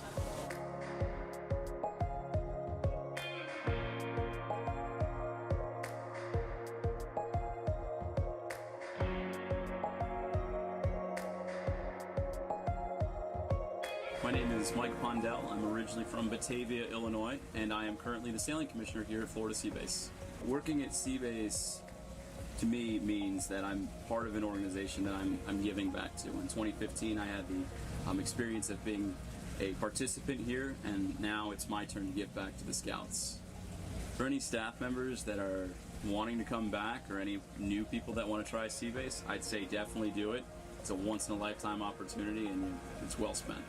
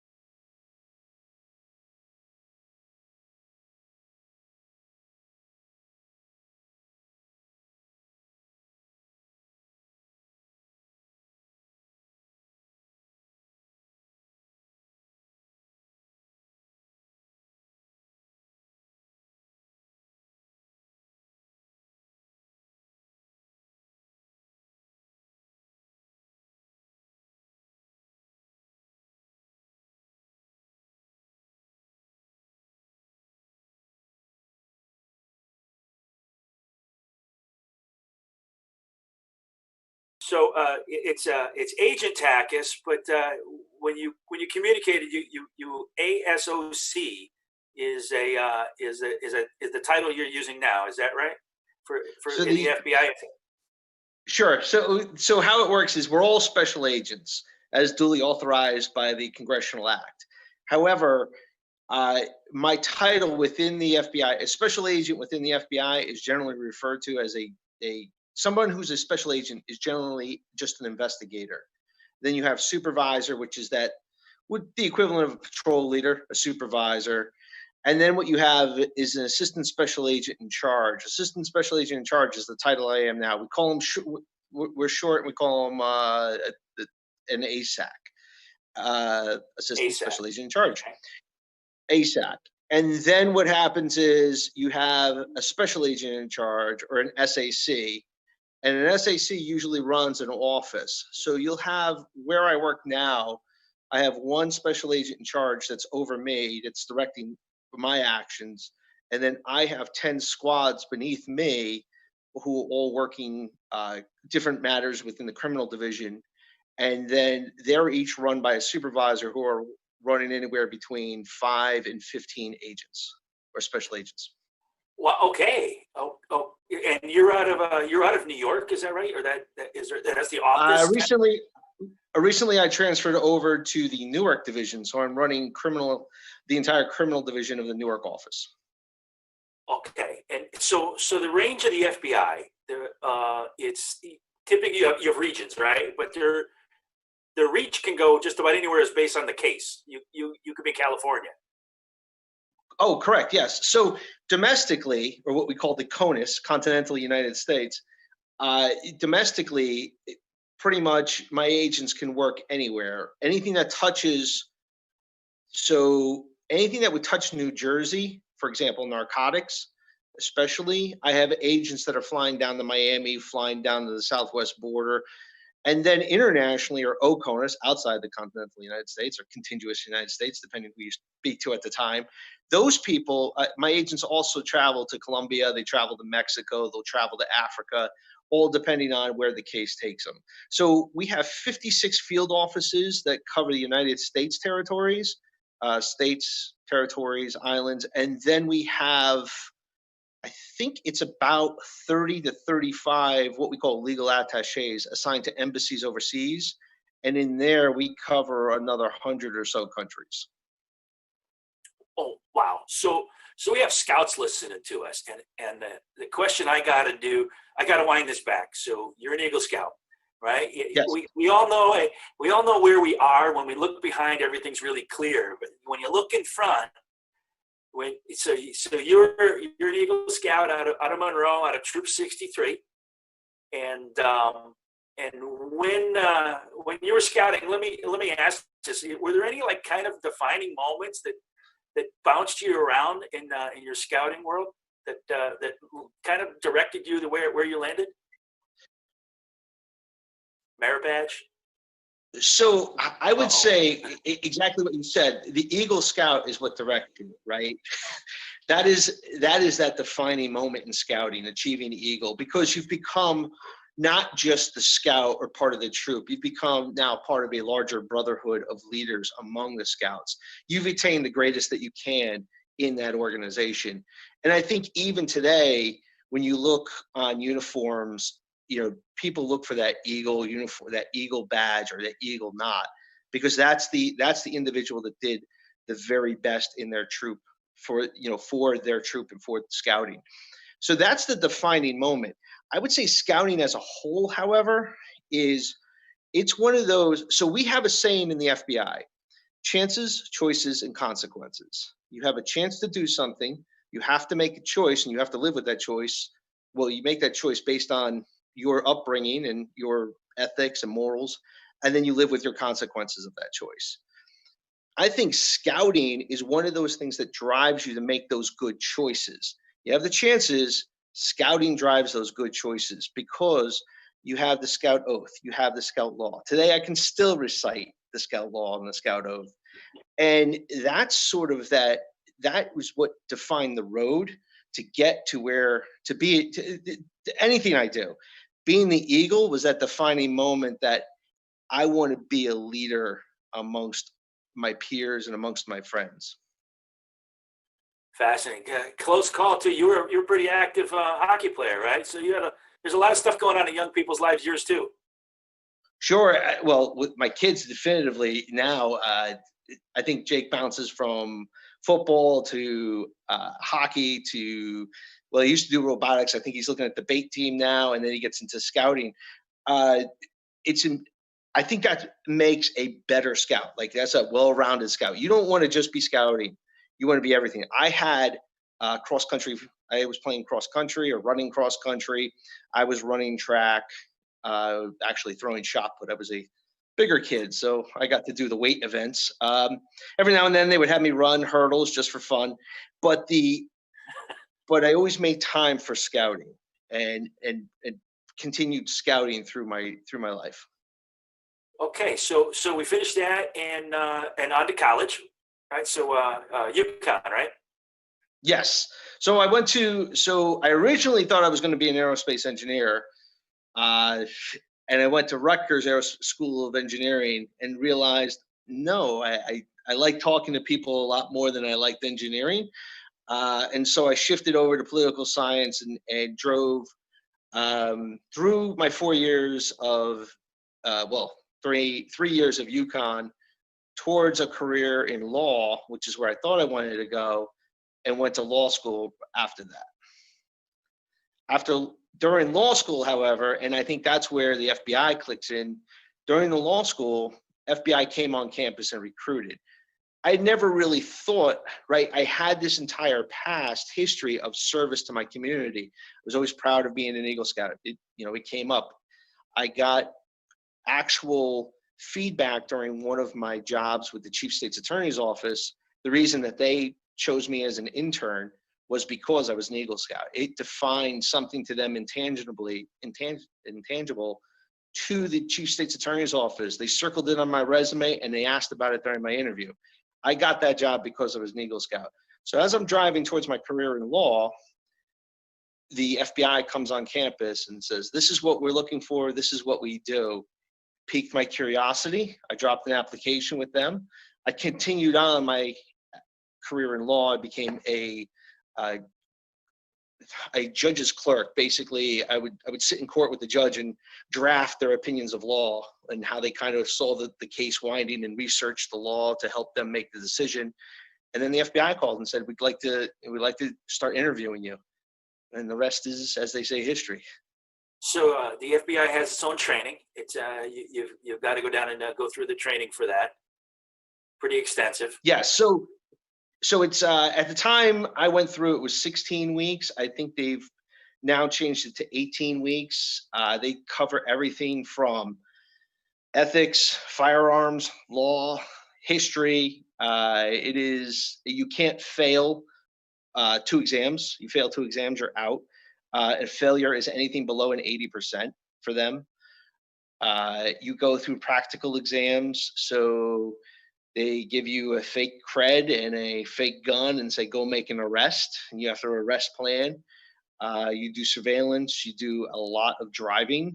You'd be surprised how many FBI agents get their license just to be an FBI agent. And because they come from the city, they haven't driven yet. So we do a lot of driving to make sure that you actually don't smash the cars around. And then evidence, fingerprint. I did fingerprinting when it was still, you still rolled wet prints. So you look at the thumbs and like, well, that's an arch or that's a swirl. Now they have a jabs machine, which is automatic, but we did wet prints. And when I went through the FBI laboratory and the FBI Academy were in the same building. So we actually went down to the FBI laboratory to actually go through fingerprints and get those demonstrations. Wow. So now you're assigned to an office in some form of a specialty, and you probably get some experience traveling around. And yes, you mentioned it was narcotics, I guess, or right. So when I joined the FBI, narcotics had just been. So the DEA has a primary jurisdiction for narcotics, Drug Enforcement Administration, federally. They have their narcotics mission. just recently, probably within the 5 years that I had joined, because of the rise in the violence associated with crack cocaine, the FBI had taken on that mission as well, because the FBI really works enterprise very well. We work criminal organizations, and we disrupt and dismantle criminal organizations through the enterprise theory of investigation, which means think about an organized crime: head, lieutenants, soldiers, and we indict the whole thing and for the crimes that they commit. So we had just taken that on probably about 5 years. There's a great history to that, which is probably appropriate for another time. But we took it over, and I was assigned to C11, which was a very historic type of squad. And it was, all we did was violent crack gangs, nothing else. So my first case was an 11-person organization fighting with an 8-person organization, shooting it out in a playground. And I was told, disrupt and dismantle these two groups. And I did. So there's a lot of patience, right? You can grab just the head, and the rest of it has a survivability. And so you actually kind of got to bite your tongue a little bit and pack this thing up and go in one shot. It's a lot of planning. Uh-oh. Right. So when you're working in it, so usually what happens when you get a little slow, it's good now. You can still hear me? So when you get an organization, you get that group. Yeah, you're right. You need the patience. But again, though, it goes to that skill of sitting and looking, and you've usually grabbed somebody who's made a really bad choice in their life, and they need to work their way out of it. And they're usually lower level, and that's where the patience comes in, because now you're going to take somebody who you obviously can't trust because they're already betraying friends, who is a criminal in and of themselves, and you have to work them into an organization and work your way up that organization. So it is a lot of patience. It's a lot of, believe it or not, it's a lot of sort of mentoring, like social work, sort of like working through people's personal problems to keep them focused, both on the team and the bad guys that you're working with. And you work with usually detectives, and you incorporate their cases, the local detectives, you incorporate their cases, and you build a large RICO investigation. And a RICO investigation is basically an organization of 2 or more individuals working towards one purpose that have committed at least 2 state crimes. And there's a list of state crimes in the statute. Most of the time, the ones I charged were homicide and narcotics trafficking. Okay, this is pretty bad. Gotcha. So let me, crime prevention merit badge. I'm just going to jump on that one. And for Scouts references, one of the things is to discuss gang impact on the community. So you know there's bad people, but you're also seeing the ramifications of these gangs, and it's got to feel pretty good when you wrap that package and get it off the street. Oh, absolutely. I think what sold me on what I did was the first gang that I put together and I took off the street. We pled out the case, and they pled to life counts because the death penalty was at issue, and they pled to life counts, pretty much 25 years and up. So it was a very good case. So we were happy with the plea. And I got a call from a grandmother, and she wanted to know what the plea was and what our reasoning was behind it. And she broke into tears to thank me because the individuals that we locked up murdered her grandson when he just went to a restaurant to go buy chicken for, it was like a fried chicken place. And she sent him out to go get chicken for the family. He never came home. And she broke down into tears. And that was from that point on, I was like, yeah, you're doing the right work. It feels good because you go in, you see the despair and the fear in the people who are just trying to make a living in already bad conditions. And they're just trying to make a living. They just want any step up, anything that they can do. And you have these brutal bullies, for lack of a better term, really taking over their lives and forcing them not to have that sort of life that you're entitled to, that freedom of fear, just to walk across the street and not get caught in gunfire. It was good work. It was really good work. Very rewarding. That's awesome. Hey, thank you for sharing that. There's quite a few scouts that are going to hear this, and a lot of things get a little bit better knowing there's people out there that are willing to take this stuff on. It's not a 8 to 5 kind of pursuit, is it? Tough to sleep at night. No, you can ask my kids. They're I've missed a few family events just because you gotta get, like, it's time, you gotta go. And when the bell rings, some days I'm not home for a couple of days. That's the way it happens. But you know, at the end of the day, it's because they're all right. They're okay. They have a good life. I have to do something for somebody else who hasn't. So it's a balance. Cool. So you've been overseas now. So here's the FBI. It's got outside officers. So here you are traveling. That's to close a case or find more of the same kind of people, or what would drag you overseas? So when I went overseas, it was mostly in the counterterrorism missions to work with the local police over there, much like we would do, say, on the streets of New York, where I would go and work with the NYPD and absorb their cases into a federal case.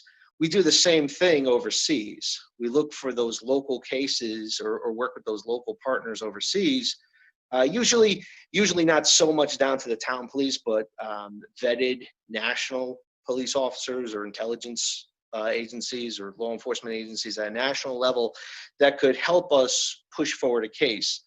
So we may, one of the cases we did was Abu Khattala. He was an individual responsible for the murder of the ambassador in Libya.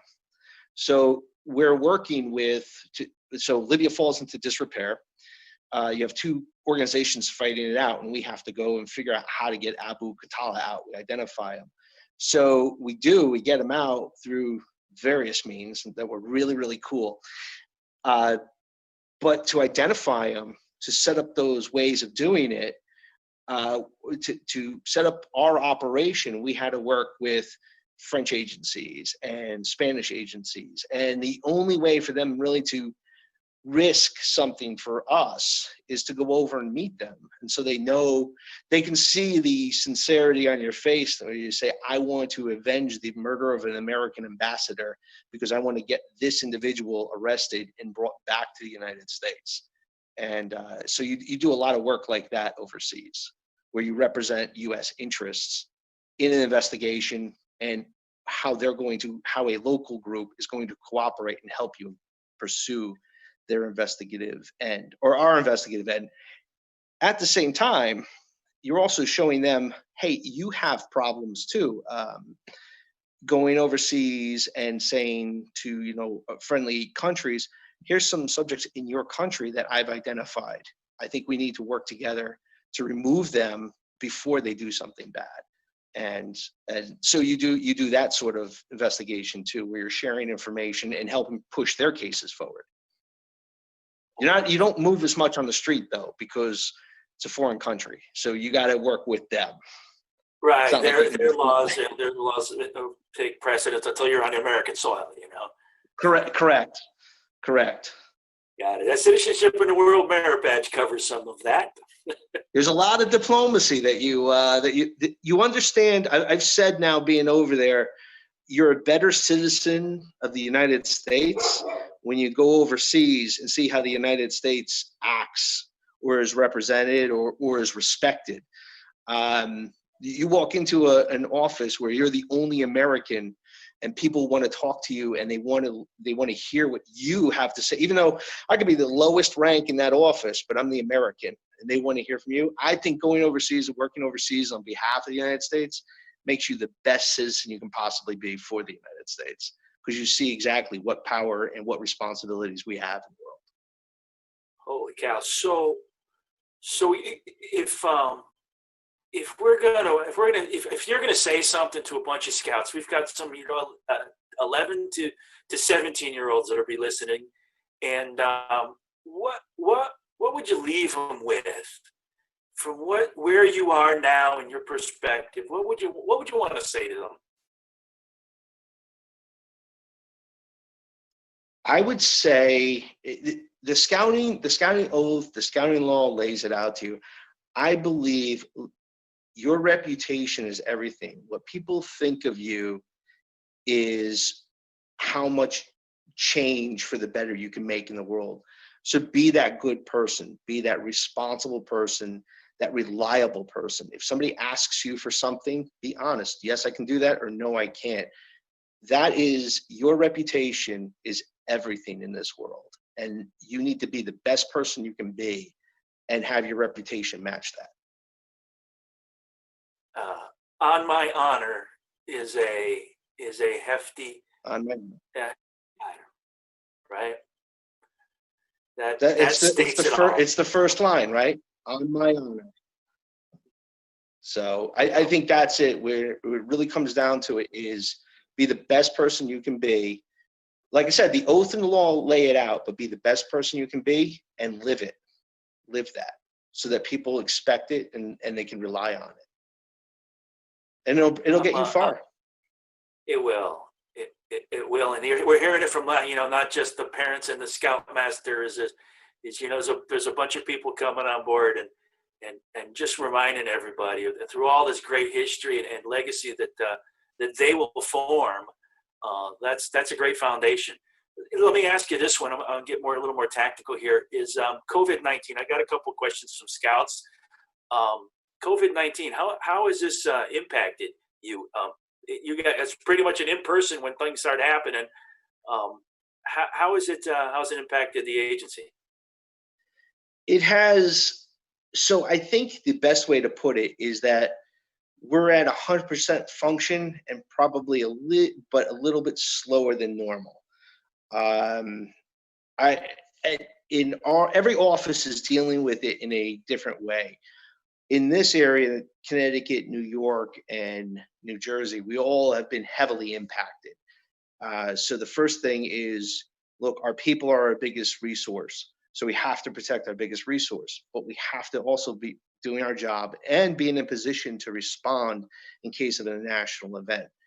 And so it has slowed us down in that we're a little more cautious in how we proceed to do things, but we're still producing at a very good rate. We have a system where we break the office up into 2 shifts. And this way we have one shift that actually is in the office pushing forward cases, and the other shift is out on the street doing surveillance. And this way the 2 shifts are kind of separate. So if one shift gets infected, the other shift, or exposed, I should say, not affected. If they get exposed, the other shift is still safe and still unexposed and still able to respond in a regular fashion. So I basically look at it. I have 50% of my workforce working specifically on cases, and I'm probably doing 60% of my stats per period. So we are working. I have people working and working harder because they know people are expecting everybody to sit back and be safe. Oh, I'm not going to work as hard. I'm going to be safe. I'm going to hide. No, we're out there. We're working harder. We're putting up better numbers, or I shouldn't say better numbers. More numbers. That's so it has really encouraging. It has slowed us down. Yep. And let's hope it's maybe even giving some of the bad guys second thought of they can slow down too. You can catch up. Well, it's funny. It has changed a little bit of the focus too, right? So my groups aren't as active that I'm targeting, but the violence is increasing because they feel there's no police on the street. So I've changed from, all right, I need to work gangs to, all right, I'm just chasing violence now. You have a gun, I'm chasing you. You use a gun in a crime, I'm going to chase you no matter what. But I've changed my focus of my branch now to say we need to focus a little bit more on the violence. So there's a lot more arrests out there where the FBI is coming in rather than just the local police. And that's heavier weight, that's heavier time for these guys. And it does have a little bit of a chilling effect to say, hey, maybe this isn't the time to pick up the gun because it's going to go federal. It's not going to go state. Right, right. Well, you know, I'm speaking on behalf of the scouts that are listening, and council, and Camporee District and Quinnipiac District, and I just want to, I don't want to thank you for doing what you do, and taking the risks that you do. Is every day there are people like yourself, and you know, we know the medical industry's right in there, and the fire service. Bad things are happening, and there's people standing up and getting out there and taking care of that. So on behalf of them and all of these young people, Assistant Special Agent in Charge Takis, thank you again. You're welcome. And let me just say another thing that they told us at the academy. They showed us, they had us raise hands, how many of us were scouts at one time. And they said, the scouting program is a feeder for the FBI. So if you're a scout and you're interested in the FBI, you're on the right track already. You've already taken the first step. That's awesome. That's absolutely fantastic. So, hey, you be safe. Thank you. And please spread that around to the rest of your office and the rest of your people, that there's a lot of young people that are looking up to them and thanking them. Thanks, I will. Have a great day. Bye now.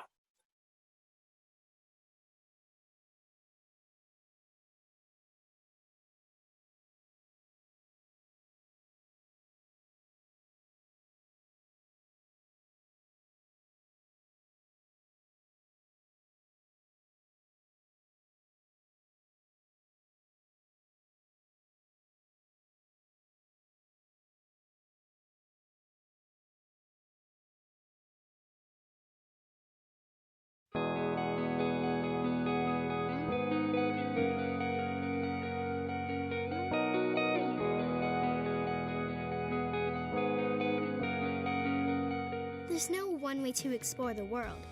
My way is to push myself and never take the easy road. I prefer a road that winds through forests and goes up mountains, because I've always been an adventurer at heart. That's why I can't wait to be a scout. Because scouting will guide me to great things. It won't just teach me to navigate the woods with confidence, but it'll give me the confidence to navigate the world. I'll enter the scouts as the best version of myself today, and will grow into the best version of myself for my future. Scouting will show me how to use bravery, trustworthiness, loyalty, and kindness to become a person I'm proud to be. Because there's no one way to explore the world, and my way is in the scouts. So scout me in.